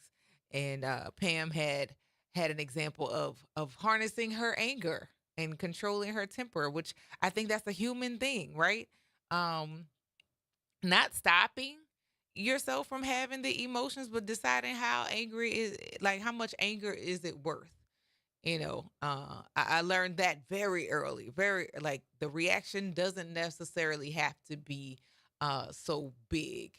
It just needs to be effective to let people know, stop doing that. I don't like it. And sometimes stop doing that. I don't like that is enough. And in cases that it's not, there are other means of sharing your frustrations or expressing your feelings to people without going to complete explosion. Yeah, explosion for sure. Now that we're grown, all adults don't tell the truth. I learned that young. However, some people are just realizing now that just because they're a certain age, they don't always tell the truth. And that's a hard one, because young people are always taught to trust and put their trust in adults. But now that we've grown, we all know that that's not always the case. What are now that you're grown, some things that you have figured out? The number here is 504-582-9422. Now that we're grown, I'm trying to think of one thing that I thought of earlier that was like a aha moment for me. Now that we're grown, doing things the way that you've always done it doesn't necessarily mean that that's the right way. I actually learned that pretty young, but I'm still having to tell and show people that often. Like, we've always done it this way, and this is what we keep on getting. is dumb. Uh, yeah, people continuing to blindly support people just because it's always been the assumption or the thing that has been pushed before doesn't necessarily mean that's the right thing to do. Uh, now that we're grown, challenge everything, which in my life I've pretty much always done. But I'm very vocal in telling people, no, you don't whisper that you're displeased with something. Say it with your whole chest. And yeah, say those things. Say those things. Also, complimenting things that are actually accomplishments versus cheering for things that are mediocre. Stop clapping for everybody. I mean, support people and give them honest feedback, but stop clapping for stuff that's bad because the stuff that's bad is gonna take hold and remain. And we have a whole lot of celebration of mediocrity, and it's annoying. It's getting on my nerves at this point. Celebrate things that are actual accomplishments. It's ridiculous. Ooh, ooh, ooh, ooh, ooh, ooh, ooh. Josh, you said something here. Josh says, "I've learned it's okay to break up with childhood friends." Um, let's add family to that as well. As a child, family is important. Family always protects family and all of that other good stuff. And somewhere in my late teens, early 20s, I adopted the idea of because we're family, I won't work against you, but I won't necessarily have you in my space. And I hold fast to that. If we're family, I will not go out of my way to work against you. But once I see certain behaviors of people, family or not, I will distance myself accordingly. And yeah, breaking up breaking up with friends is a hurtful thing too, Josh. So I'm glad you said that. But it's okay to let things go that don't serve you anymore. I think that's a larger conversation about that. Like letting go of relationships that no longer that you are only useful to them and they are no longer useful to you. And that does not mean that you don't have to break up angry. You can just like step back. It's not like I don't fool with you no more. Not all separations require that. It's just like this is no longer good for me. Like this is not good. This is not a benefit. This is not a mutually beneficial relationship anymore, and you can step away from it. That you over there looking like you just had church over there. Nara, what's going on? That Oh, I got you. impacted you. Oh yeah, definitely. That hit you I just hard. had to tell a recent friend the same thing. Mm-hmm. But the way I started looking at it was like, some people just bad for business. You know what I mean? Like if I got stuff I gotta do, basically what you was saying, but that's just how I look at it. Like you bad for business, bro. Like yeah, you cool. I mean, you funny.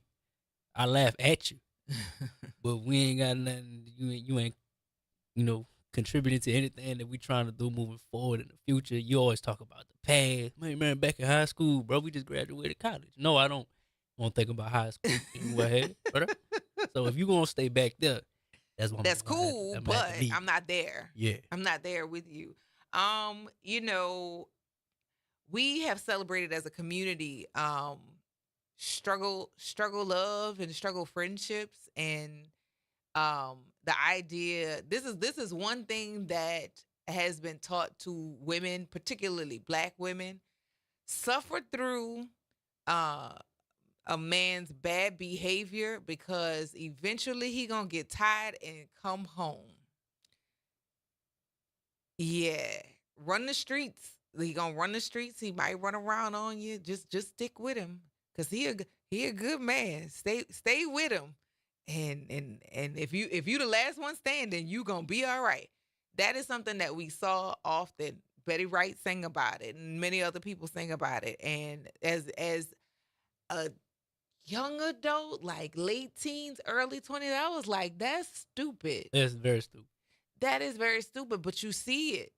constantly. Right. You see it in entertainment. You see it with people who are in prominent spaces, and they have somebody at home who's waiting for them, for certain body parts to stop working so they can stay at home.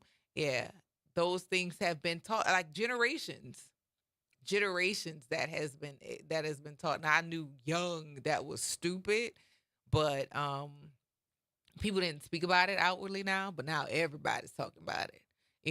Men got to be what do they call it? Kind of confirmed bachelors, and that was okay. Yeah, or have confirmed bachelor behavior. But as long as he provided and protected you, you all right. This dumb. We're not doing that.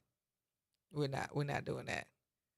Till this day though, like I know girls in my age and younger. They be like, you know what, home at?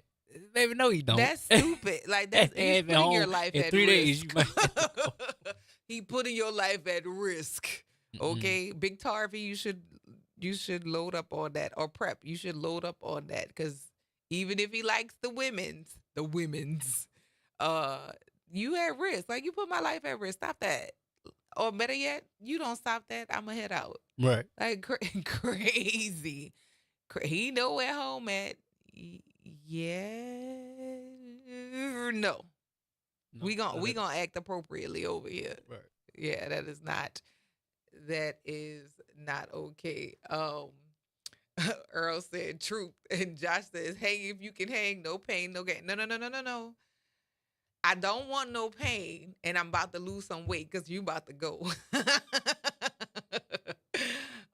Mark, you don't know how your mama stayed with your dad as long as she did. Well, because it was a different time, and the whole idea of having a partner for women meant something different than it means now.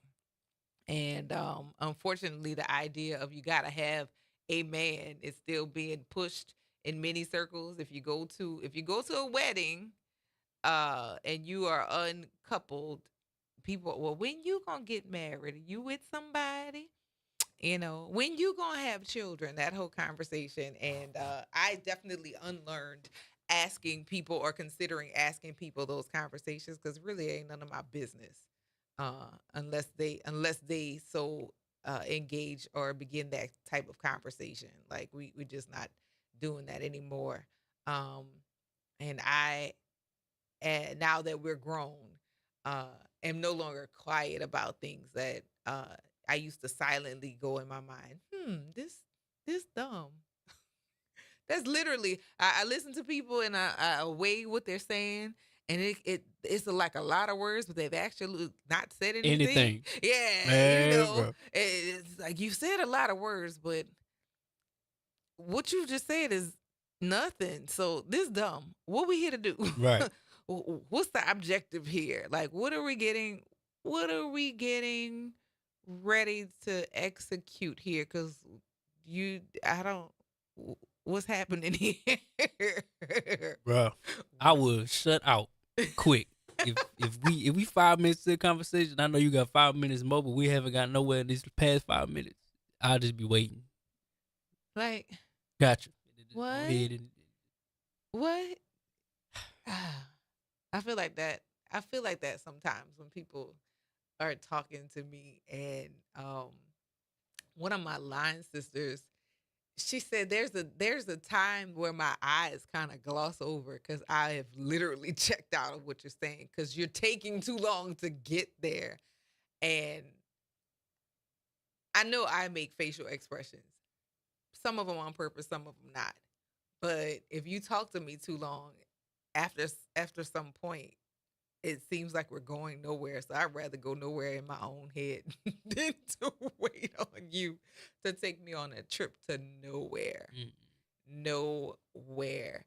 Oh, y'all are in this thing. I love this. Earl Swami Nelson said, as we get older, we realize how important it is to have someone who knows where your meds are, and add the signs of a stroke. You need to know where somebody who knows where your meds are, but also somebody who knows the signs of a stroke. Yes. So date within your age range because everybody is not equipped to recognize the signs of a stroke. Hey, just in time. Just in time, when I tell you that cake was good, it was delicious. Thank you so much. Cam says, when women get over a certain age, the stigma of being single was bad. Now we don't care. You're right. It's not anybody's business. Yeah, but nobody says anything about the weird guy who's still single. Ain't never had no children, no real adult relationship, talking about they're about to be 60 and I may be getting married. If you don't go get your life and go get out my face with that foolishness, nothing is said about men who are still, well, nothing is said in public to men about still being single. Because we do talk about you like, that's a weird, that's a creep. Or some ain't quite right about this one. Yeah, things are said, but like publicly. But women are always asked. Like, people have the audacity to ask things like, mind your own reproductive organs. Like, when you gonna have a baby? Are you gonna carry it for me? Like, get out my face with the foolishness. Or, when are you getting married? Maybe I don't want to be married. Just weird, for real. Earl, I don't like your language, but I'm gonna read it anyway. It's hard to train a new partner after you've been with a person for a long time. We don't train anything except puppies. We don't train people. We don't. We just don't. We don't do that. Cam, being single at weddings. I think going to a wedding by that time, whether you're male or female, that is a prime time to start casting your net at any age. You might be in the perfect age where either somebody's getting divorced or a spouse has died. That's, based on their past relationships, like, you can say yes or no. Being single at weddings, I think is not a bad thing at all. And we're going to continue this conversation of Nada We're Grown. Stay tuned to the Front Porch right here on WBOK 1230 AM. What New Orleans is talking about all day long.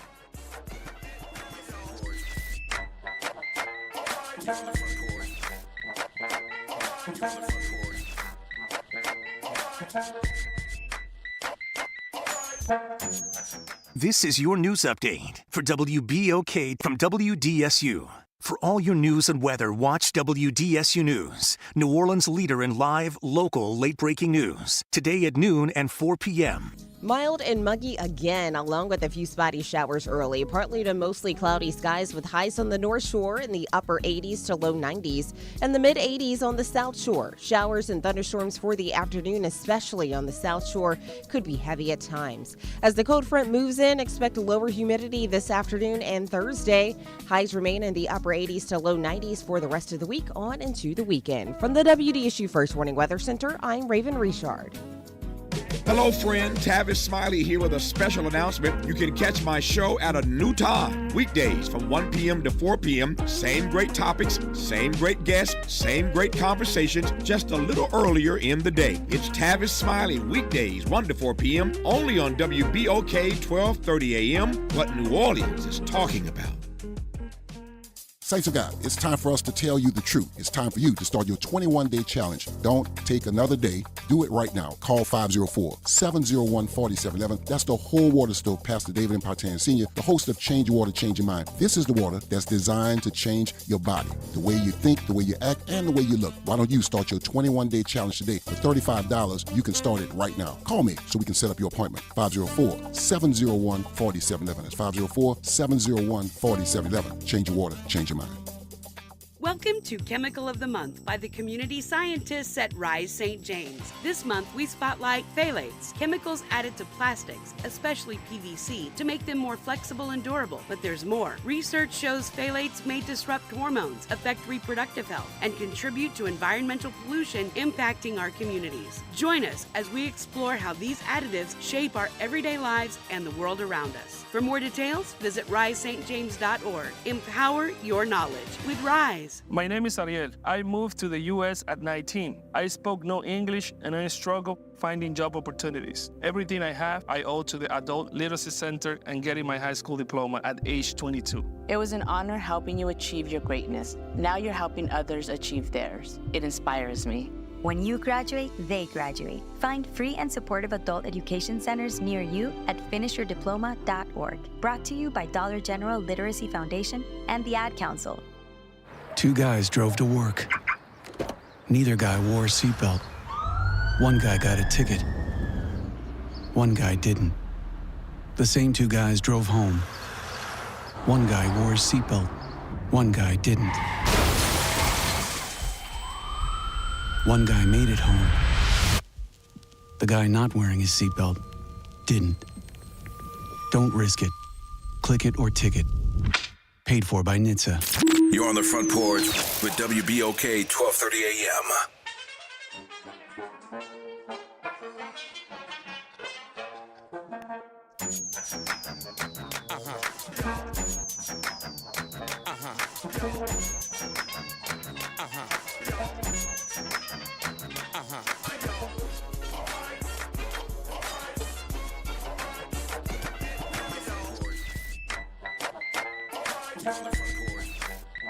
Welcome back to the Front Porch here on WBOK 1230 AM. What New Orleans is talking about all day long. I'm your host, Kimber White Dupree, and on the other side of the glass, giggling and laughing at the comments, is Nyron Sanders. It is a whole lot of conversation going on in the comments on Facebook, and we're gonna jump into this because I have comments. You know, when it comes to Earl talking about you have to get somebody to recognize or to know where your meds are. And I added somebody who also can recognize the signs of a stroke. Like, that's really important to have as you're dating somebody. So like men who like to date extremely young women who could give two farts about whether or not they're going to be healthy and okay it's always funny to me because oftentimes they're just there to ride along and get what they can. But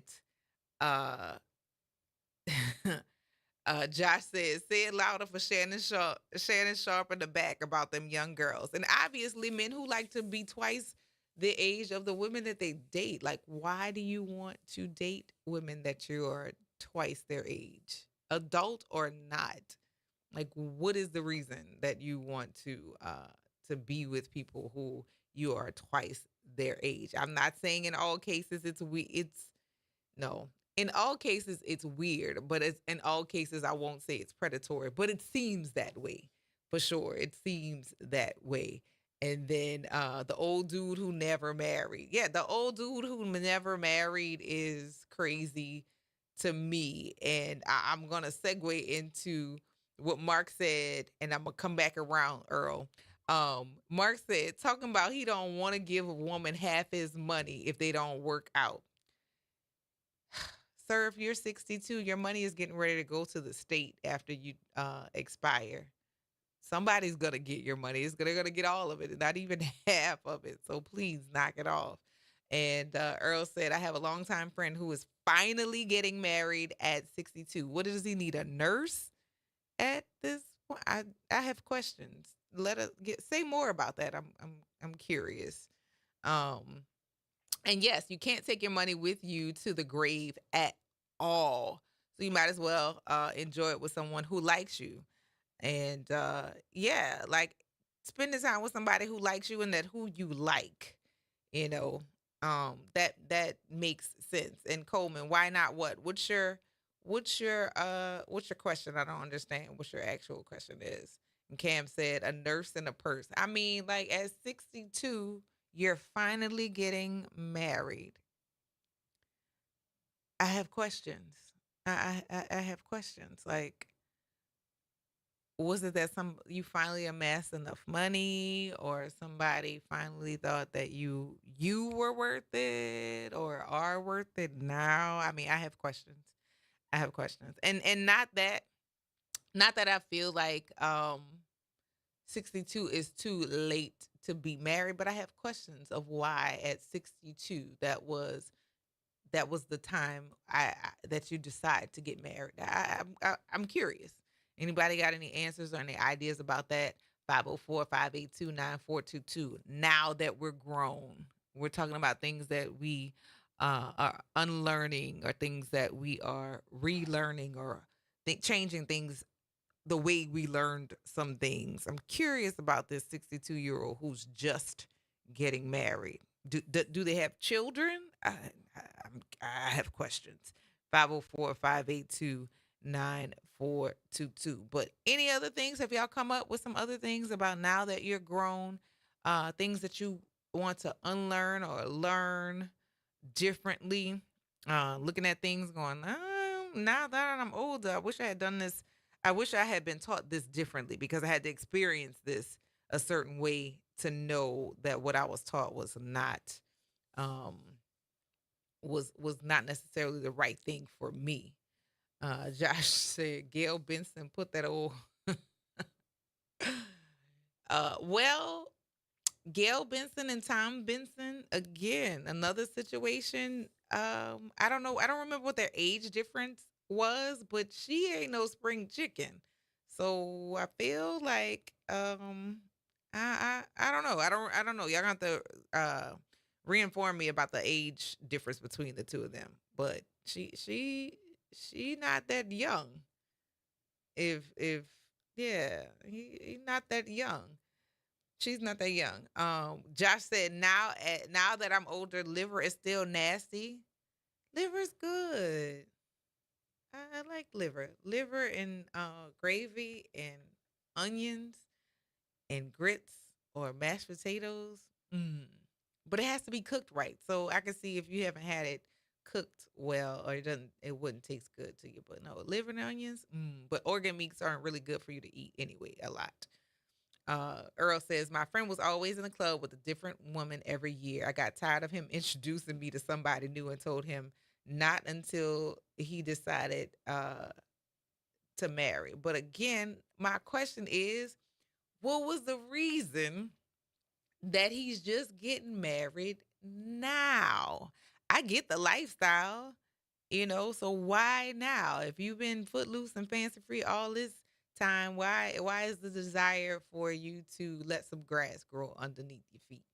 Do you need a nurse? A caregiver? I'm not sure. No, it's not, Kim, but no, it's not.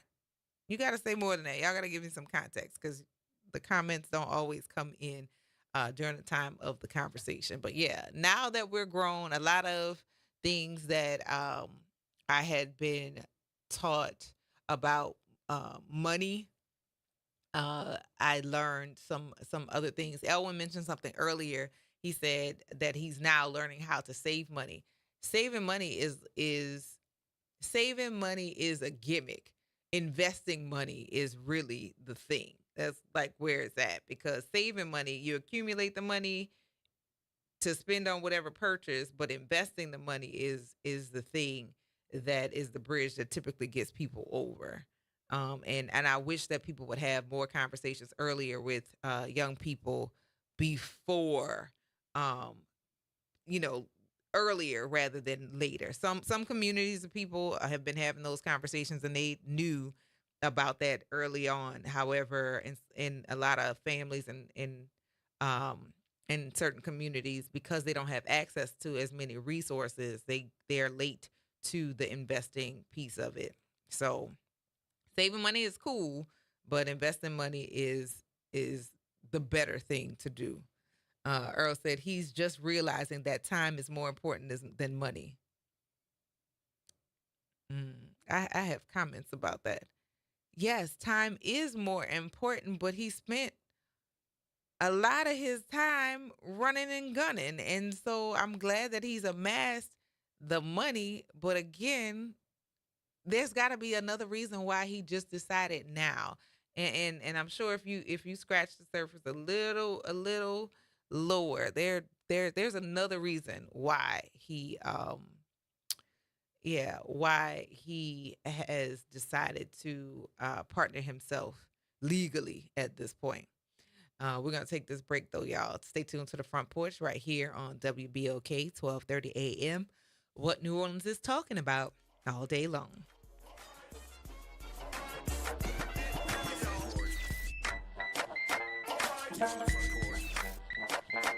From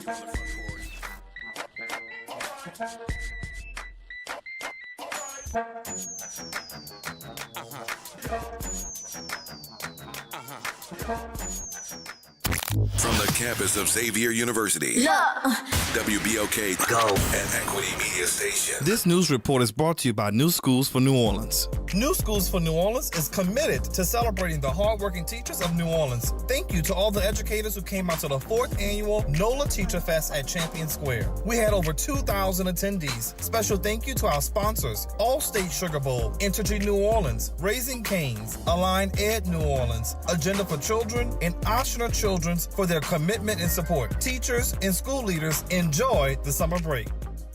I'm Bree Wood with BIN News Now. Minneapolis, Minnesota Police Chief Brian O'Hara says there's no credible information that President Trump plans to pardon former officer Derek Chauvin, who is in prison for the murder of George Floyd. I've literally had police chiefs from around the country ask me that question. And I'll tell you what I've told them. There is absolutely no credible information we have to suggest that's going to happen. However, he's coordinating with officials in case unrest follows if it does happen. President Trump wants a missile defense system that he calls the Golden Dome up and running in 3 years. He outlined his plan for the missile defense system in an announcement from the Oval Office alongside Defense Secretary Pete Hegseth. And multiple twisters were reported Tuesday across the Mississippi, Tennessee, and Ohio valleys. Confirmed touchdowns were reported in Alabama, Tennessee, and Illinois as thunderstorms pushed through the region. Get BIN News Now on demand 24/7 on the iHeartRadio app. You're on the Front Porch with WBOK 1230 AM.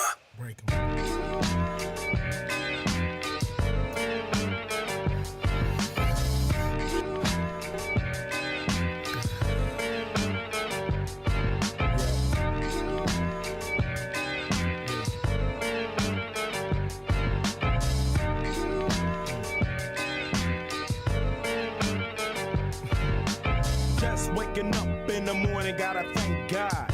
I don't know, but today seems kinda odd. No barking from the dog, no small. And mama cooked the breakfast with no hog. I got my grub on, but didn't dig out. Finally got a call from a girl I wanted. So hooked it up for later as I hit the dough. Thinking, will I live another 24? I gotta go, cause I got me a drop top. And if I hit the switch, I can make that drop. Had to stop at a red light, looking in my mirror, not a jacker in sight, and everything is alright. I got a beat from Kim, and she can all night. Called up the homies and I'm asking y'all, which part are y'all playing basketball?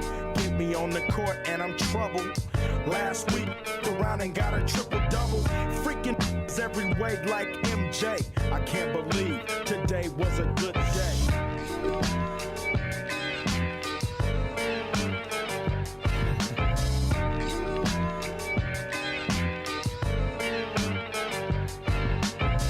To the pad and hit the showers. Didn't even get no static from the cowards. Cause just yesterday, them fools tried to blast me. Saw the police and they rolled right past me.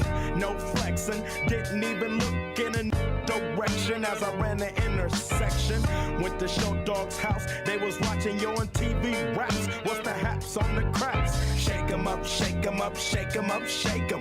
Roll 'em in a circle of and watch me break 'em with the 7-11, 7-11, 7 even backdoor Little Joe. I picked up the cash flow. Then we played bones, and I'm yelling domino. Plus nobody I know got killed in South Central LA. Today was a good day.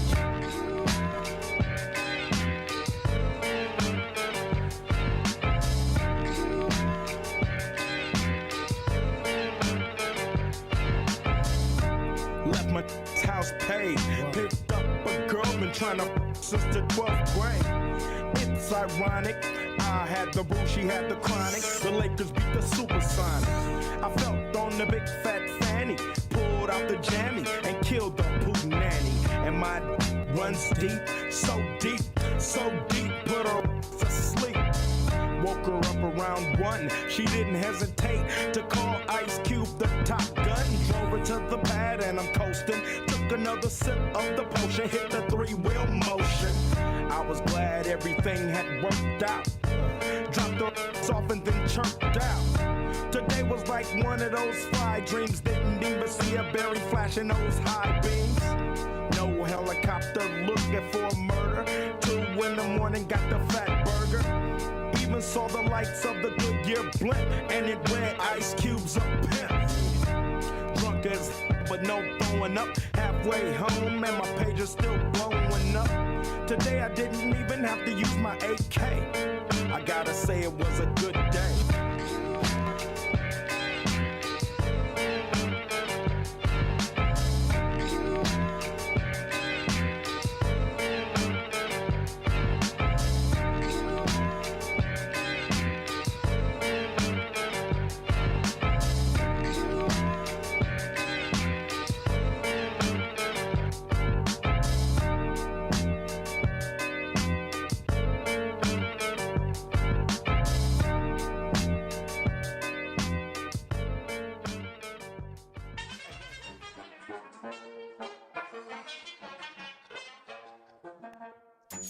Welcome back to the Front Porch here on WBOK 1230 AM, what New Orleans is talking about all day long.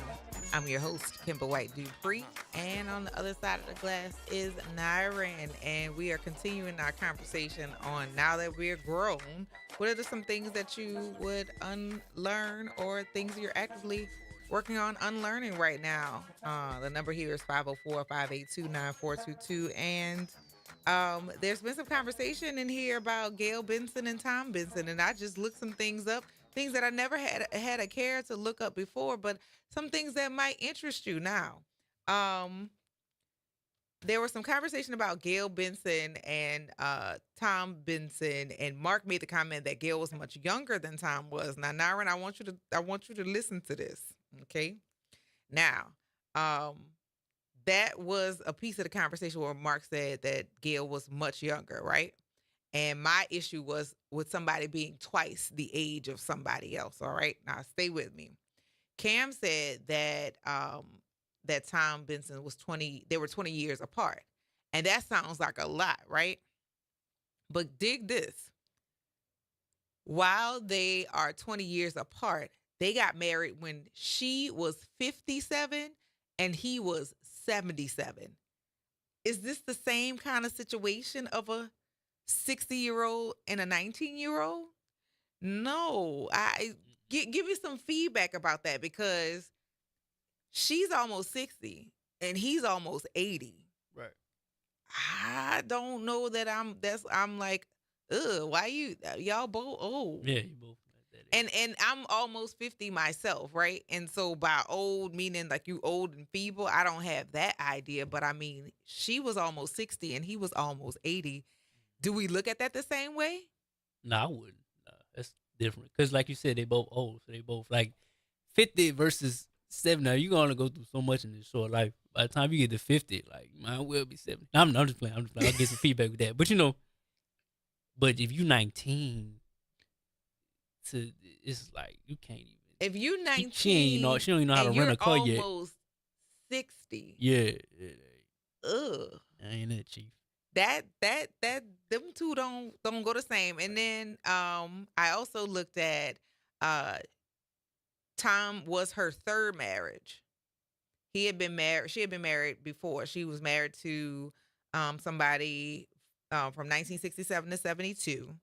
Then she was married to somebody else from 77 to 87. And then she married. She was single from 87 until 2004. And they got married in 2004. So that was her third marriage. But then I looked at Tom Benson.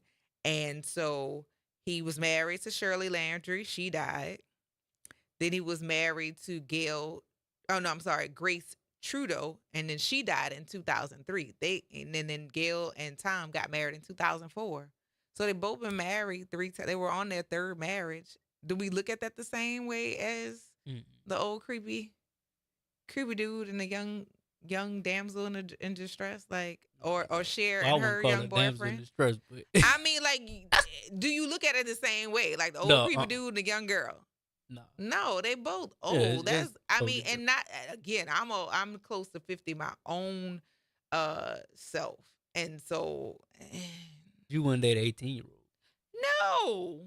Not only would I not date a 18-year-old, I would see an 18-year-old as my child. I have Right. I have a almost 20-year-old, and I have a 17. You are my kid, and that's gross.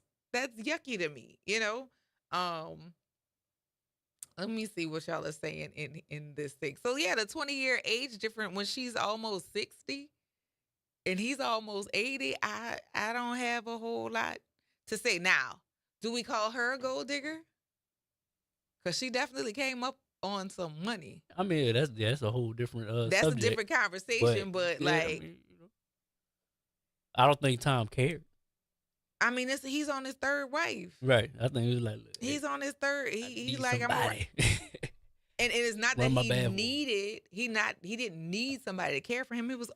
He owned the Saints and the Pelicans. So I mean, I don't know. I don't know. What does that work? What's the conversation around that? That's interesting. There's another conversation of now that we're grown, things that we're learning and unlearning. I'm curious about what you have to say about this. Mark, you are special, sir. You really are special. 504-582-9422. Hey, Squeezy. Hey, I don't see nothing wrong with that. You don't have an issue with 57 and 77 getting together?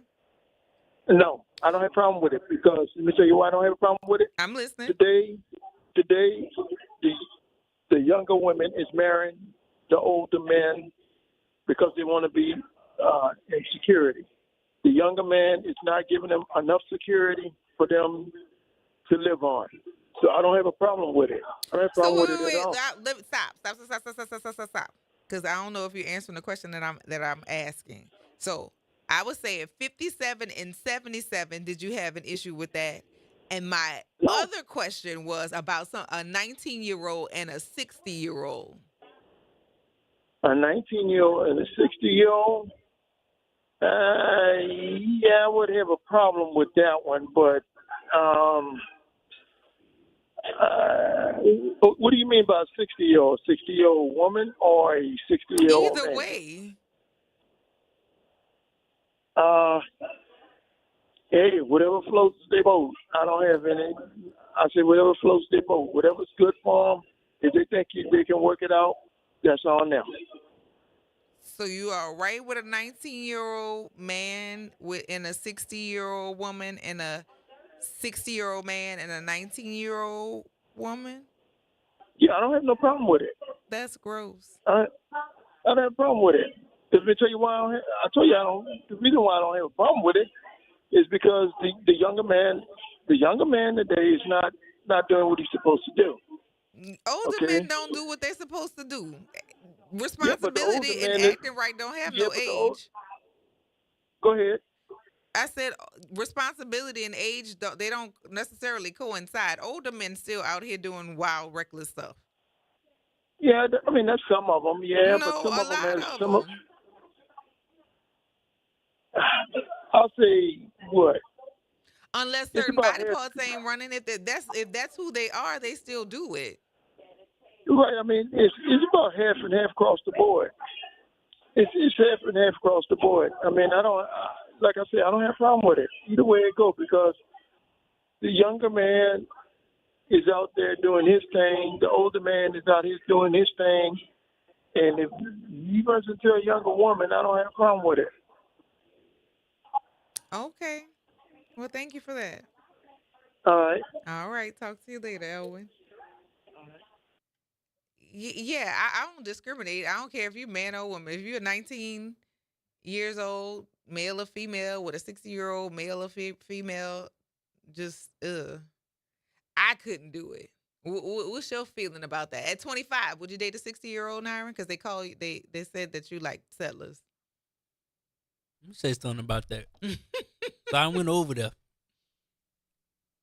When my birthday was, one day I went over there Sunday. You went over where Sunday by your settler? Yeah, by my settler. All right. She made me mad.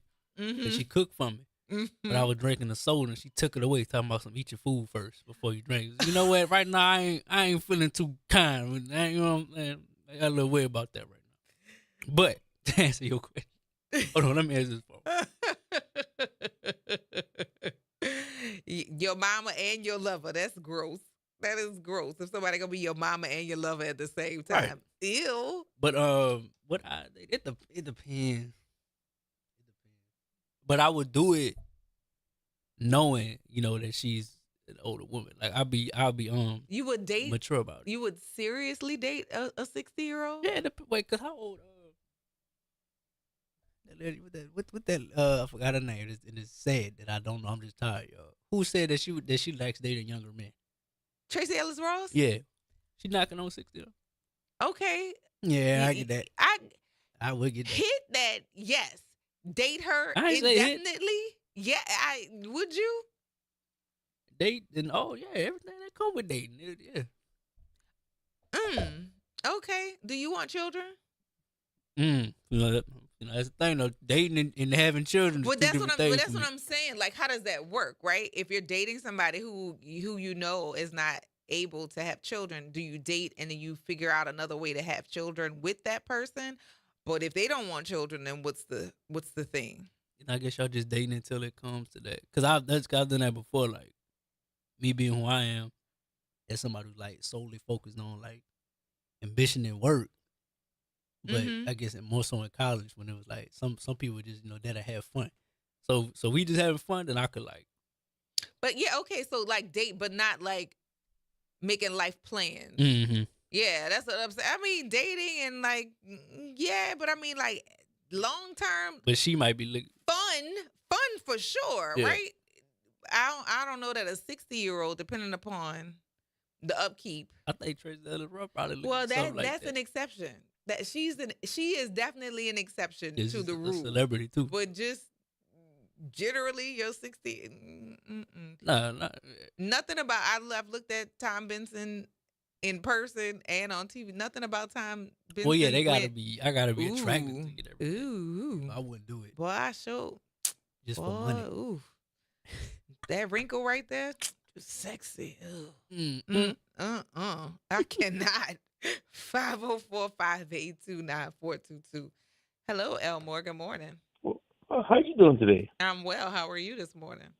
Pretty good. I'm listening to the discussion. I find it so interesting when you talk about relationships and race.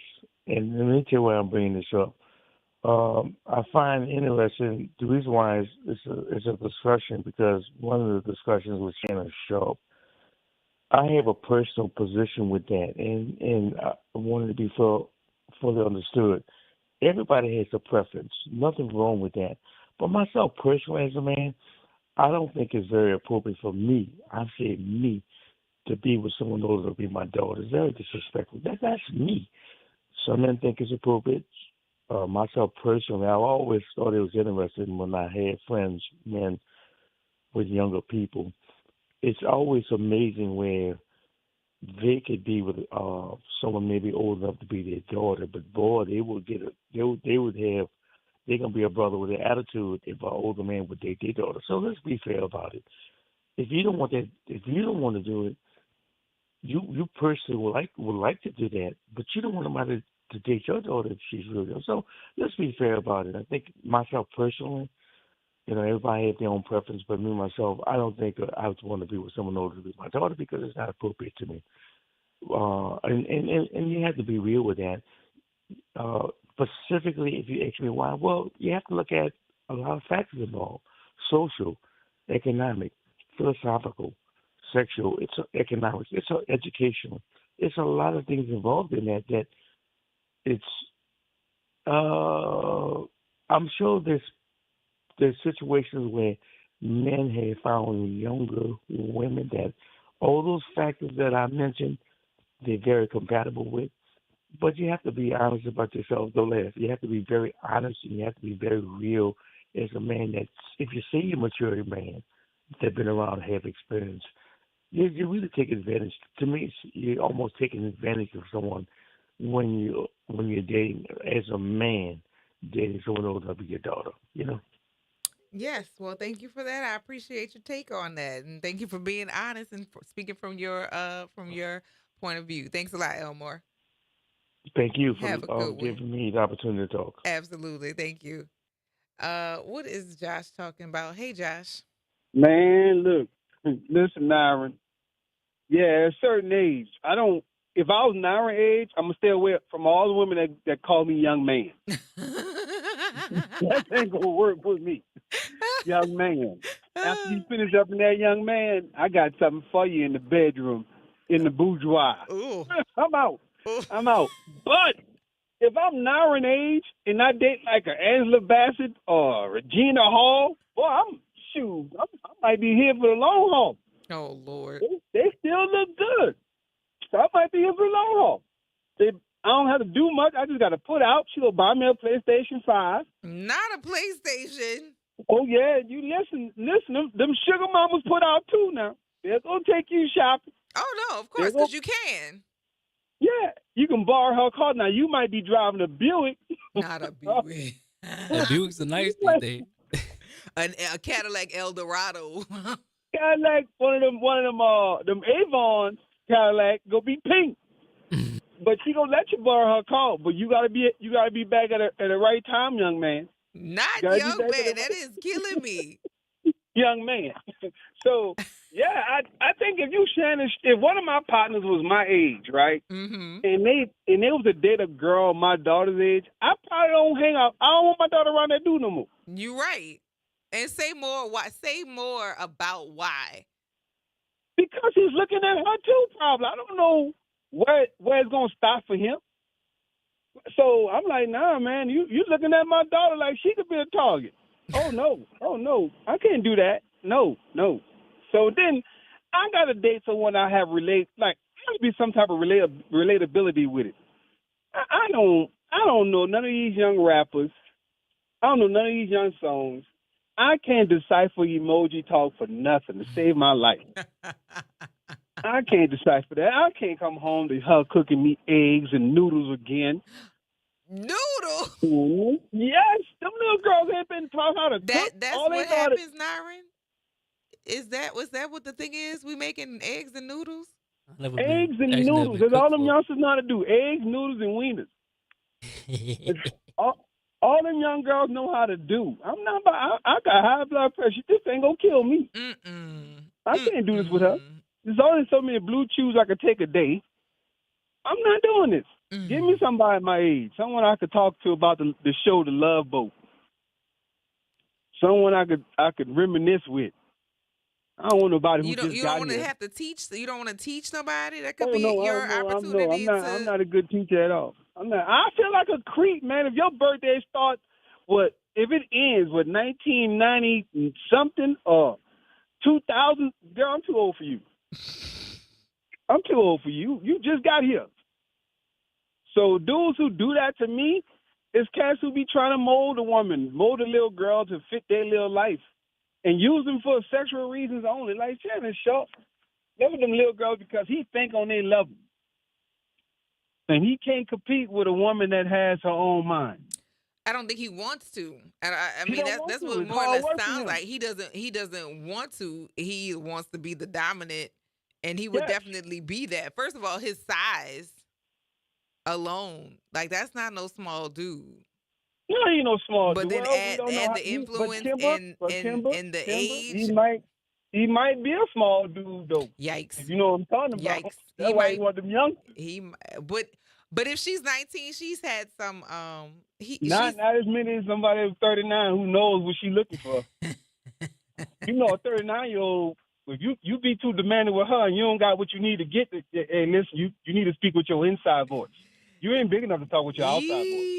And you ain't wrong. We gonna take this break on that. Pull me to the side and talk to me. We gonna take a break on that. Thanks for that, Josh. Yes, if you are not able to talk to me like that, lower your voice some decibels. Don't be hollering at me, sir. Act your size. We're going to take this break on the front porch right here on WBOK 1230 AM. What New Orleans is talking about all day long.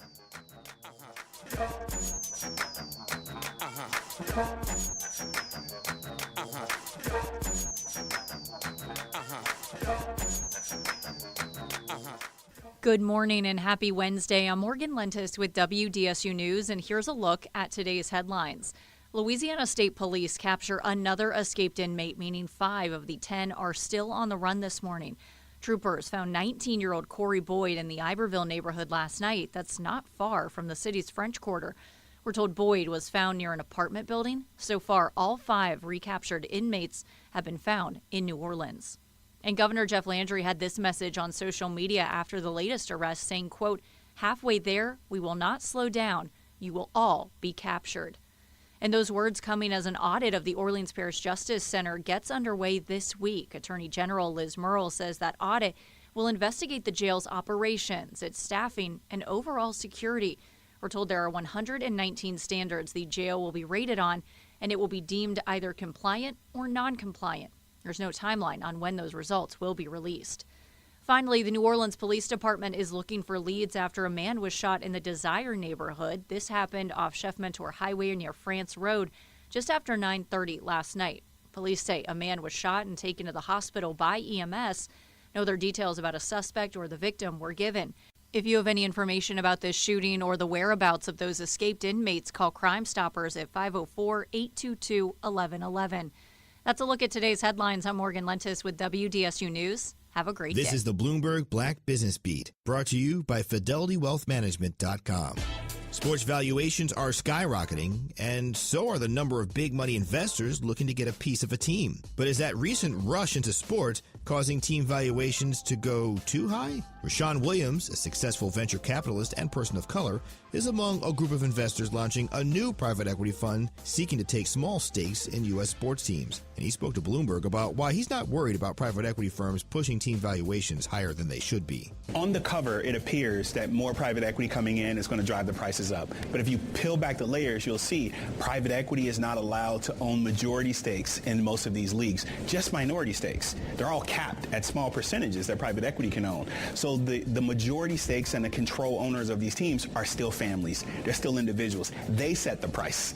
Williams is also a limited partner in the NFL's Atlanta Falcons. I'm Bloomberg's Justin Milliner on the Black Business Beat. Working as a dedicated Fidelity advisor, I always ask, what's important to you? I'll look at those priorities and goals alongside your full financial picture to build a comprehensive plan designed to help grow and protect your wealth. With proactive portfolio insights and an eye on taxes, I'm here to help you make the most of your money. I'm Laura Maxwell, and I'm a dedicated Fidelity advisor. Learn more at fidelity.com/wealth. Investment minimums apply. Fidelity Brokerage Services, LLC, member NYSE, SIPC. Now more than ever, Lowe's knows you don't just want a low price, you want the lowest price. And with our lowest price guarantee, you can count on us for competitive prices on all your home improvement projects. If you find a qualifying lower price somewhere else on the same item, we'll match it. Lowe's, we help, you save. Price match applies the same item, current price at qualifying retailers. Exclusions and terms apply. Learn how we'll match price at Lowe's.com/lowest price guarantee. This is Monica Pierre along with Sally Ann Roberts Daybone, co-host of Your Power is On. Tune in Sunday mornings from 7 to 8 a.m. for music that feeds the spirit. Get your Sunday on. Right here on WBOK 1230 a.m. and WBOK1230.com, the station you listen to all day long. The New Orleans Jazz and Heritage Foundation is the nonprofit organization that owns the New Orleans Jazz and Heritage Festival presented by Shell. With the funds generated from Jazz Fest, the foundation invests in Louisiana companies through economic development, cultural enrichment, and free educational programs. To learn more about what the New Orleans Jazz and Heritage Foundation does, please visit www.jazzandheritage.org. Making a difference in the community. WBOK 1230 AM. You're on the front porch with WBOK 1230 AM.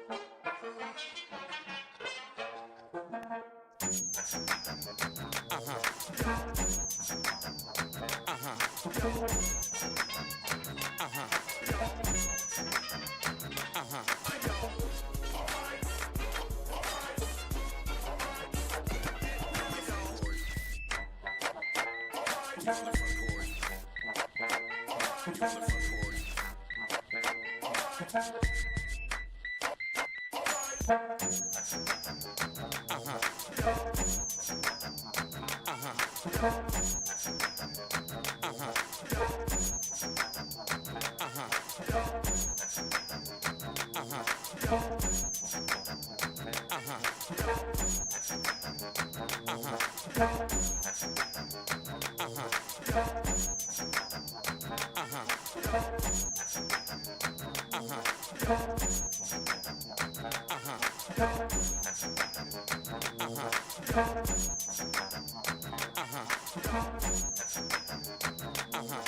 back to the Front Porch here on WBOK 1230 AM.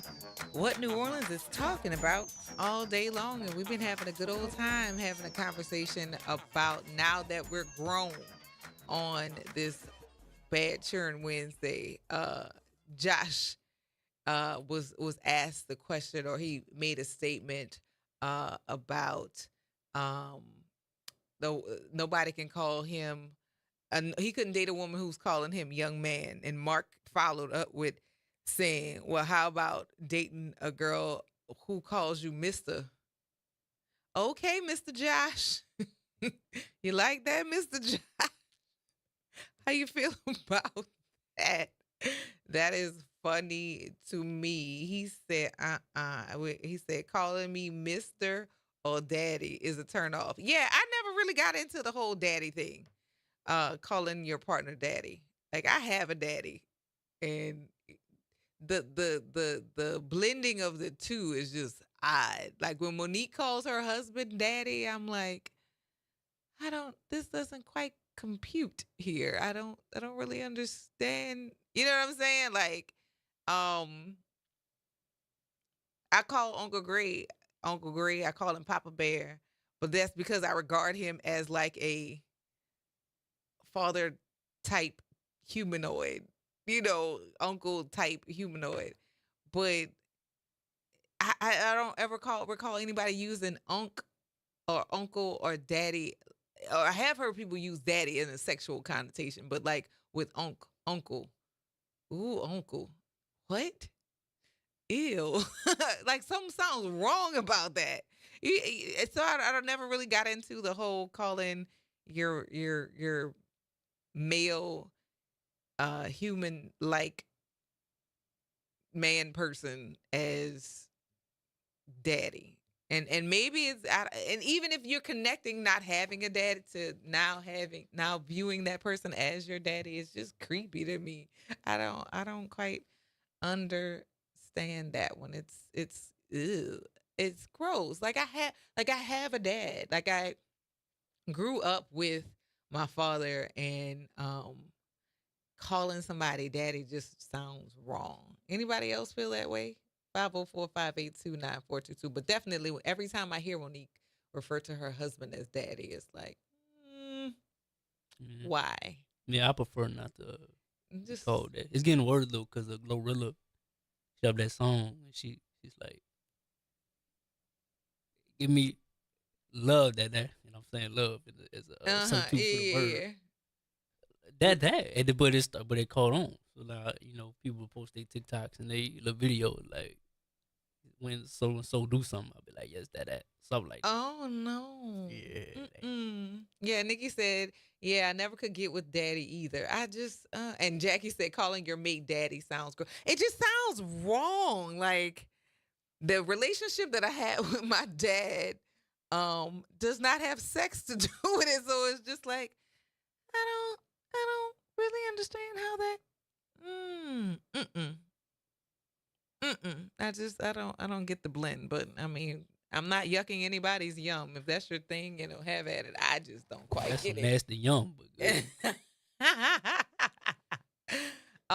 Yeah, Mark, that's what I'm thinking. Mark said calling me daddy feels incestuous. That's a definite turn off. Yeah. Nikki said that's men who need their ego stroked. I don't know so much if that's well, maybe it has been a request for a man to say call me daddy, but I feel like for women it's more of a lean in for that women have leaned in and call them referred to as daddy. Now, when the kids were little, I wouldn't call Kamara by his first name because I don't want y'all mimicking me calling him by his first name. It's like, go to daddy, go by your daddy, and that whole deal. Because I've heard people refers to their partner, hey, babe, and the baby like, babe, come get me, babe. No, go to daddy. That's daddy. But like him being my dad, no, I have a dad, and him and my dad had a really good relationship. So it's just the twain shall never meet. It just sounds wrong. Oh, Josh said Zaddy too is wrong. He said he don't like that either. Just call me Josh, not Mr. Josh. Excuse me, Mr. Josh, sir. Does that feel good? Wow. That's wild. Oh, but he said you can call him your Lil Yeah. I didn't find out about the Lil Yeah until I taught high school, and I still had questions about Lil Yeah what? Yeah. That's weird. I know, mean, but I we get say it. yeah. I get it now, but it was just like, this sounds dumb to me. I don't like this. This feels wrong. It doesn't mean like you're saying it doesn't sound like you're saying anything. Right? Yeah. Cause we That's use my little yeah. Yeah, what? as a substitute for how we talk when we don't know, when we don't have the words. For it. Yeah. Like, he hit the yeah, then the yeah with the yeah. So I think the yeah was just and that is very confusing if you don't have any context about the yes. Right. Because sometimes there's an implied, and it's like, I don't know what you're saying. But I think that's where it goes. Say the words. What are you talking about here? With the relationship, it's like, yeah, it's man, weird. he know, they know, as long as they know. Yeah. Yeah, I'm glad I'm not single. Thank God. Thank God that my man human person type is good Lord. Doesn't need to have the desire to be called daddy by none other than his children. And yeah, let's use words like adults. Nikki said Lil yeah with the yeah. Yeah, that's just dumb. Yeah, Nikki said it was yeah, my Lil yeah. Yeah, what? That's the point. It's for us to know. Right. But if you're talking to me and I don't know, then we're not communicating. You're just saying words. You're just saying words. My Lil yeah with the y'all. That yeah on it too. That thing I got. Words like it. I knew what it was without it having to be explained to me. They were doing it. What they was doing? They was doing it. Oh, okay. It. I knew what it was, right? But that's my little yeah. With the yeah. Was that your favorite sandwich? And it had some extra on it. Doggone sandwich. Whatever it is, it was good to you, but no. Josh says because you're an educator, Kim, but just saying yeah is an incomplete no. Like when people say things and it's assumed that I understand whatever the colloquialism is, things go over my head. Just say stuff regular. Like don't speak in code to me because I don't understand. I don't know what you're talking about because I'm not invested enough in what you're doing for me to automatically know what you're talking about. I'm not like. And now once it was explained to me, and they had and watching teenage boys explain to me what the yeah was, or give me, because I was like, what are you saying? We were reading Of Mice and Men. Mm-hmm. And as we were reading it, they had to go back and explain like what was happening in the book. Now, what I was reading in the book and what the words and the language they were using, describing what was going on in the book, I was like, what? Because there's a point where there's some it's not necromancy, but an incident where there was some engagement to happen between a dead body and a live person. And so we were having a discussion around that. And Derek was trying to explain to me, because, I got to give me. And I was like, I don't understand what you're talking about. Explain that to, I give you what? Because in this instance, this person is dead. They can't fighting? give you anything. No, they weren't. Oh, that's usually what that means. Man, give me me, bro. Yeah, give me me. Am I wrong? No, they were talking about having an exchange with a dead body. Exchange. Yeah. see words. Mhm. Words Right, yeah. without saying words. Like, I get nuances, but like, give me, what are you saying? What are we, what are we talking about here? You know what I'm saying? So, they explained that, and that's when also in that same conversation I got to hear about the yeah. Because people in my sphere didn't refer to people as they yeah. Girlfriend, old lady, my little boo, my boo thing, my boonopolis. All of these different adjectives, but the yeah with the yeah, jump off even, you know, booty call. All of these things, yes, but yeah with the yeah, that could be a whole lot of different things. A whole lot of different things. So what are you talking about? Talk to me regular, because this don't make no sense. Josh said when we were teenagers, we called a relationship as we talk. Yes, that's way more confusing than Lil yeah. No, talk was the replace of going together or going steady. Because in our age, saying that you go together with somebody sounds like something straight out of like the 1950s. Like, y'all go together. Go together where?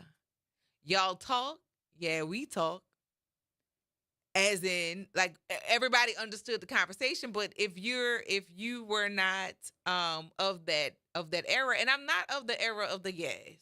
That's I know now, but that wasn't conversation. I was married with 2 children when somebody's explaining to me about the yeah with the yeah and give me. What? I don't know what you're talking about. I don't know what you're saying. Mark said we go together. Go where? Yeah, like, but I understood go together because my parents used that phrase. So that was at least in my language of use. But Lil yeah with the yeah, when I was being told that, I was not having conversations with people about their yes. That's your boo. That's your girlfriend. That's your boyfriend. That's your old lady. That's your old man. Makes sense to me.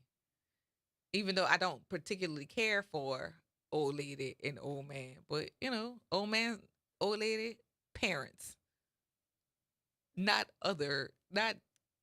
partner. The dip. I get that, right? Yeah, because that's dip, jump off, duck off. Someone of not any person, not Everything just any off. importance. Someone of not any importance, indicated by the words that are used. Um, what are y'all talking about in this chat?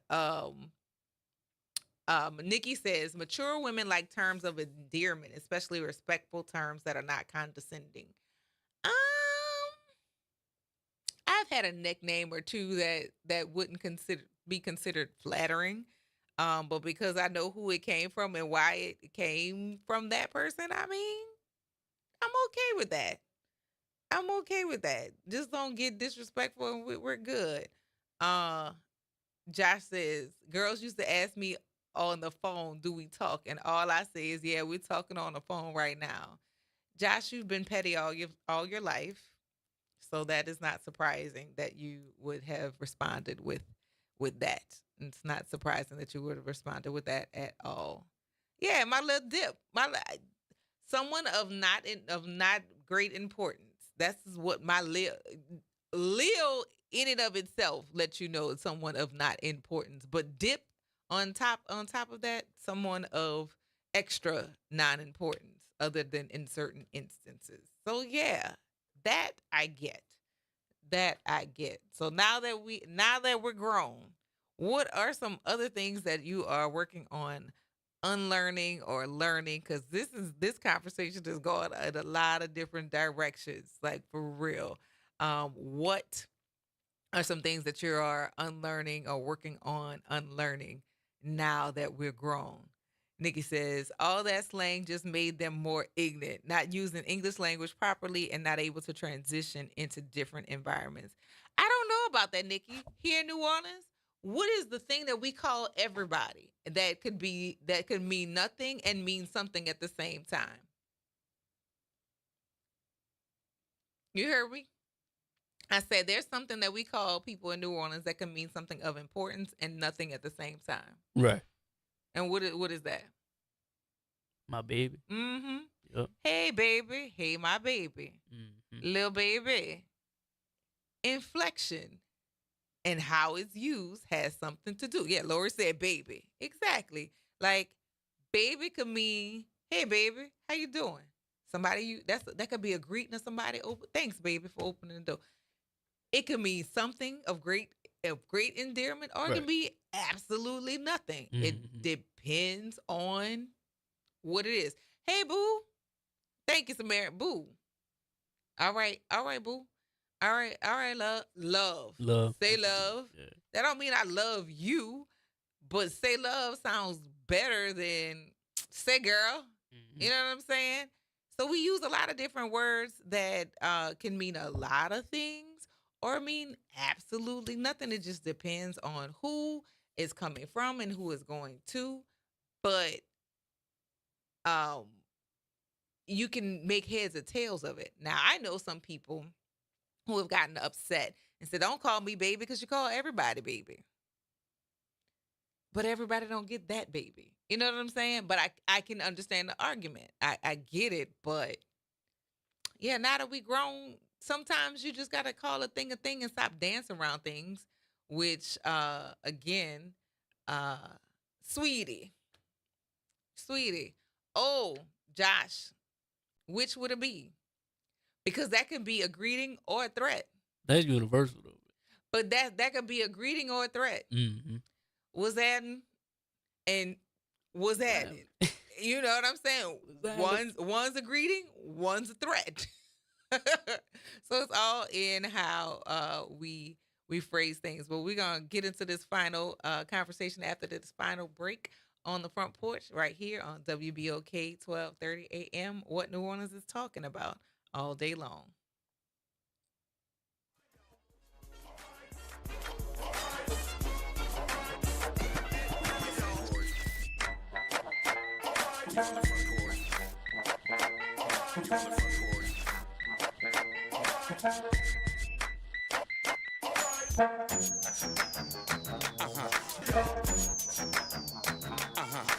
This is your news update for WBOK from WDSU. For all your news and weather, watch WDSU News, New Orleans' leader in live, local, late-breaking news. Today at noon and 4 p.m. Mild and muggy again, along with a few spotty showers early. Partly to mostly cloudy skies with highs on the North Shore in the upper 80s to low 90s and the mid 80s on the South Shore. Showers and thunderstorms for the afternoon, especially on the South Shore, could be heavy at times. As the cold front moves in, expect lower humidity this afternoon and Thursday. Highs remain in the upper 80s to low 90s for the rest of the week on into the weekend. From the WDSU First Warning Weather Center, I'm Raven Richard. Hey everybody, it's Graylin Bryant Banks and Kimber White Dupree from the Front Porch. Some combos are too good to miss. Now you can pull up a chair to the Front Porch anytime. Just search WBOK Media and subscribe to the Front Porch Podcast. Download, share, and hit us with a 5-star rating because New Orleans culture deserves to be heard loud and clear.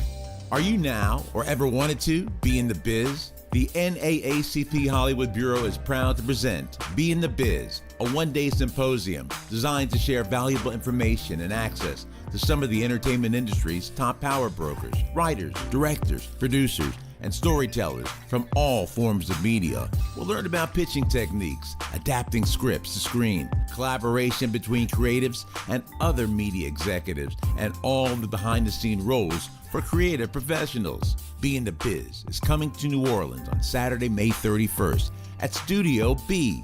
For more information and to register, visit @Hollywood Bureau on Instagram. This summer, let your child's creativity shine at Camp Art, New Orleans' most vibrant, arts-driven camp experience for kids ages 4 to 12. Hosted by Beyond the Stage, Camp Art blends visual art, theater, music, dance, and creative writing with New Orleans history and culture. Plus, field trips, guest artists, and camper showcases. With full-day programming before and after care and sessions starting June 9th, it's the perfect fit for working parents. Fun, enriching, unforgettable. Register now at beyondthestagellc.com/campart and follow us on social media at Beyond the Stage LLC. Hello, I'm Gary Clark. Please tune in to Dr. Clark 101, The Living Classroom, which is broadcasted weekly every Wednesday at 12:30 p.m. on WBOK 1230 a.m. on your dial. And as always, it's been a pleasure. This is the story of the one. As a lineman, he does whatever it takes to keep the power on in his community. And he wants a partner like Grainger who does the same. Grainger offers the professional-grade products he needs, from voltage detectors to harnesses to hard hats, plus fast, dependable delivery, so he can rise to every challenge. Call 1-800-GRAINGER, click Grainger.com, or just stop by. Grainger, for the ones who get it done. Two guys drove to work. Neither guy wore a seatbelt. One guy got a ticket. One guy didn't. The same two guys drove home. One guy wore his seatbelt. One guy didn't. One guy made it home. The guy not wearing his seatbelt didn't. Don't risk it. Click it or ticket. Paid for by NHTSA. You're on the Front Porch with WBOK 1230 AM.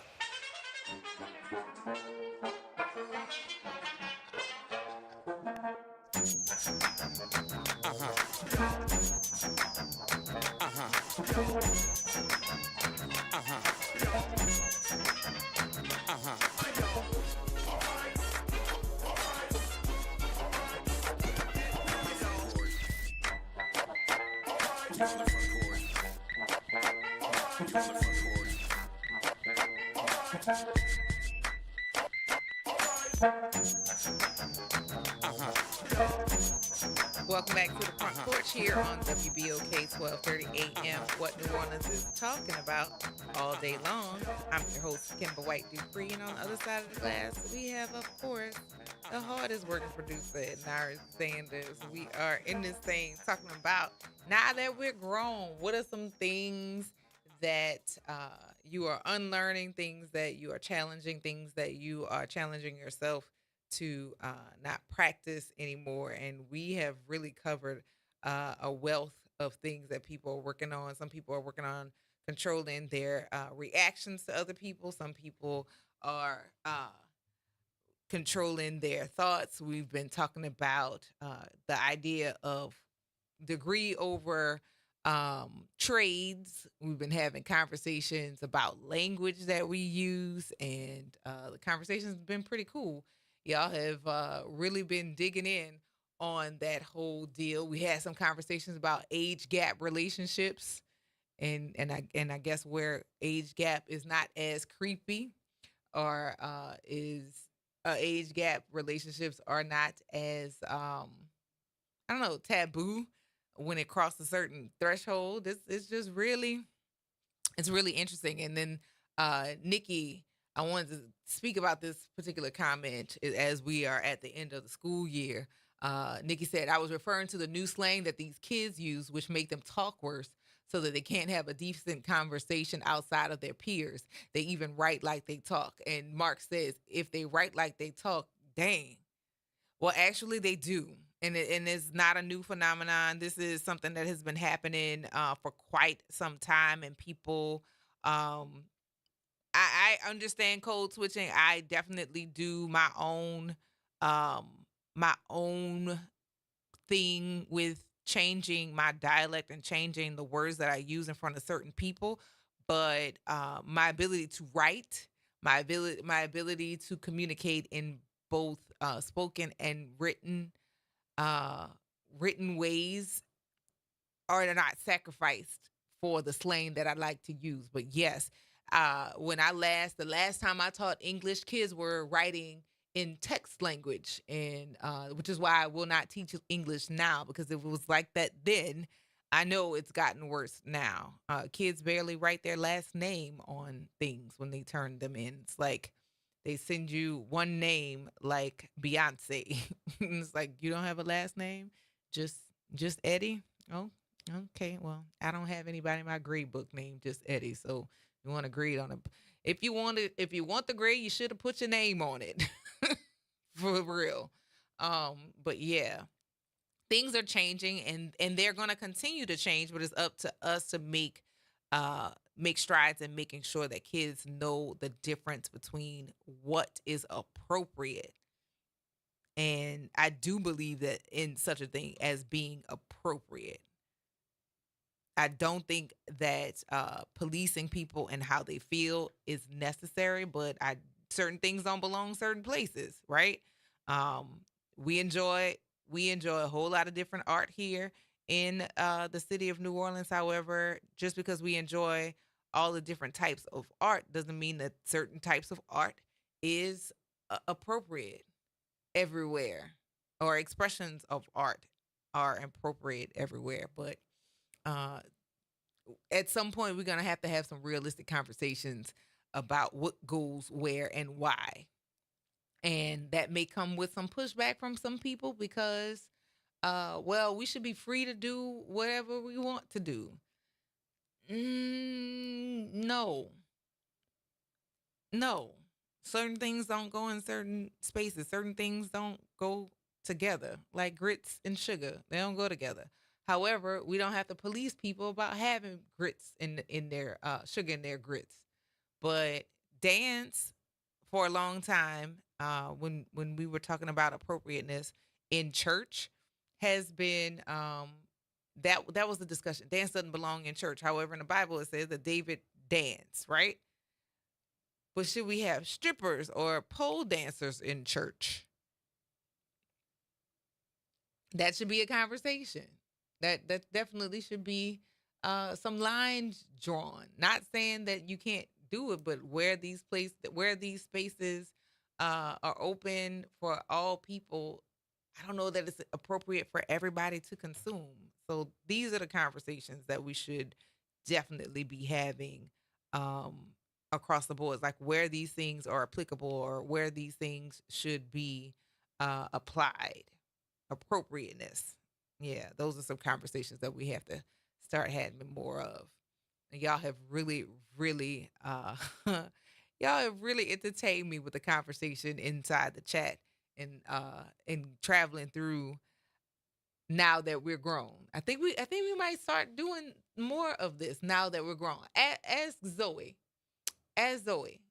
now that she's grown, what's something that she has worked to unlearn?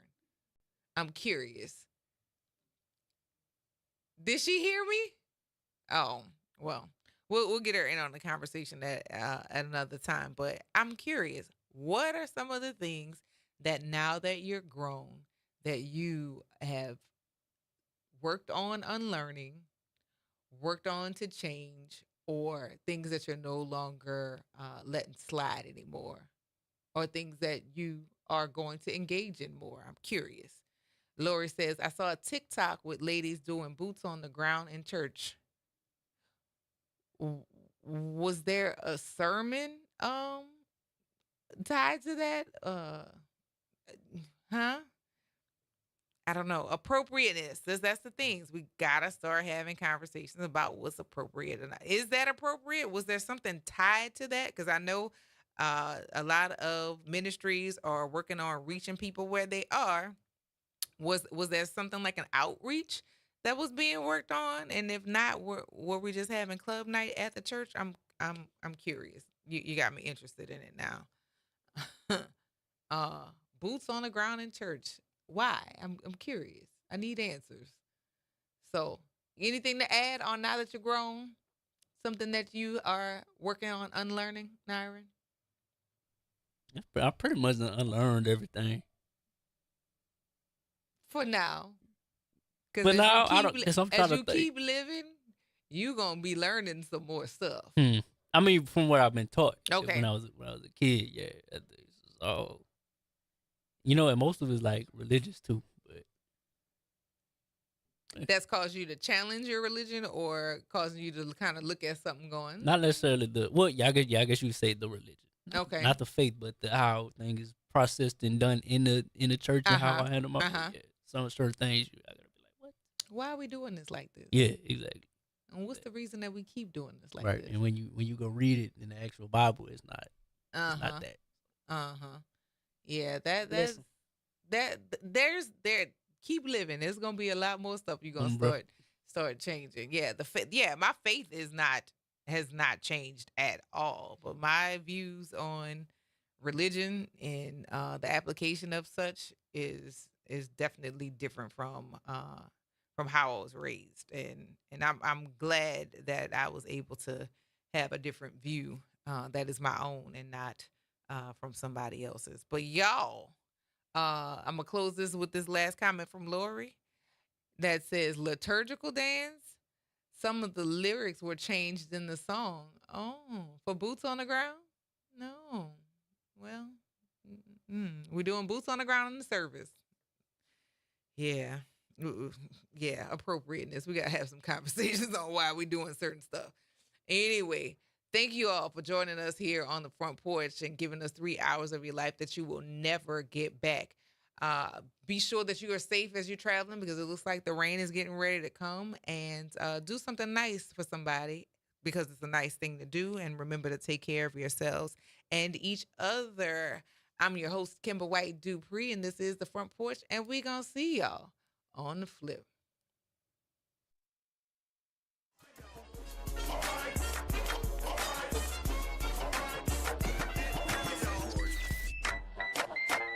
On the Front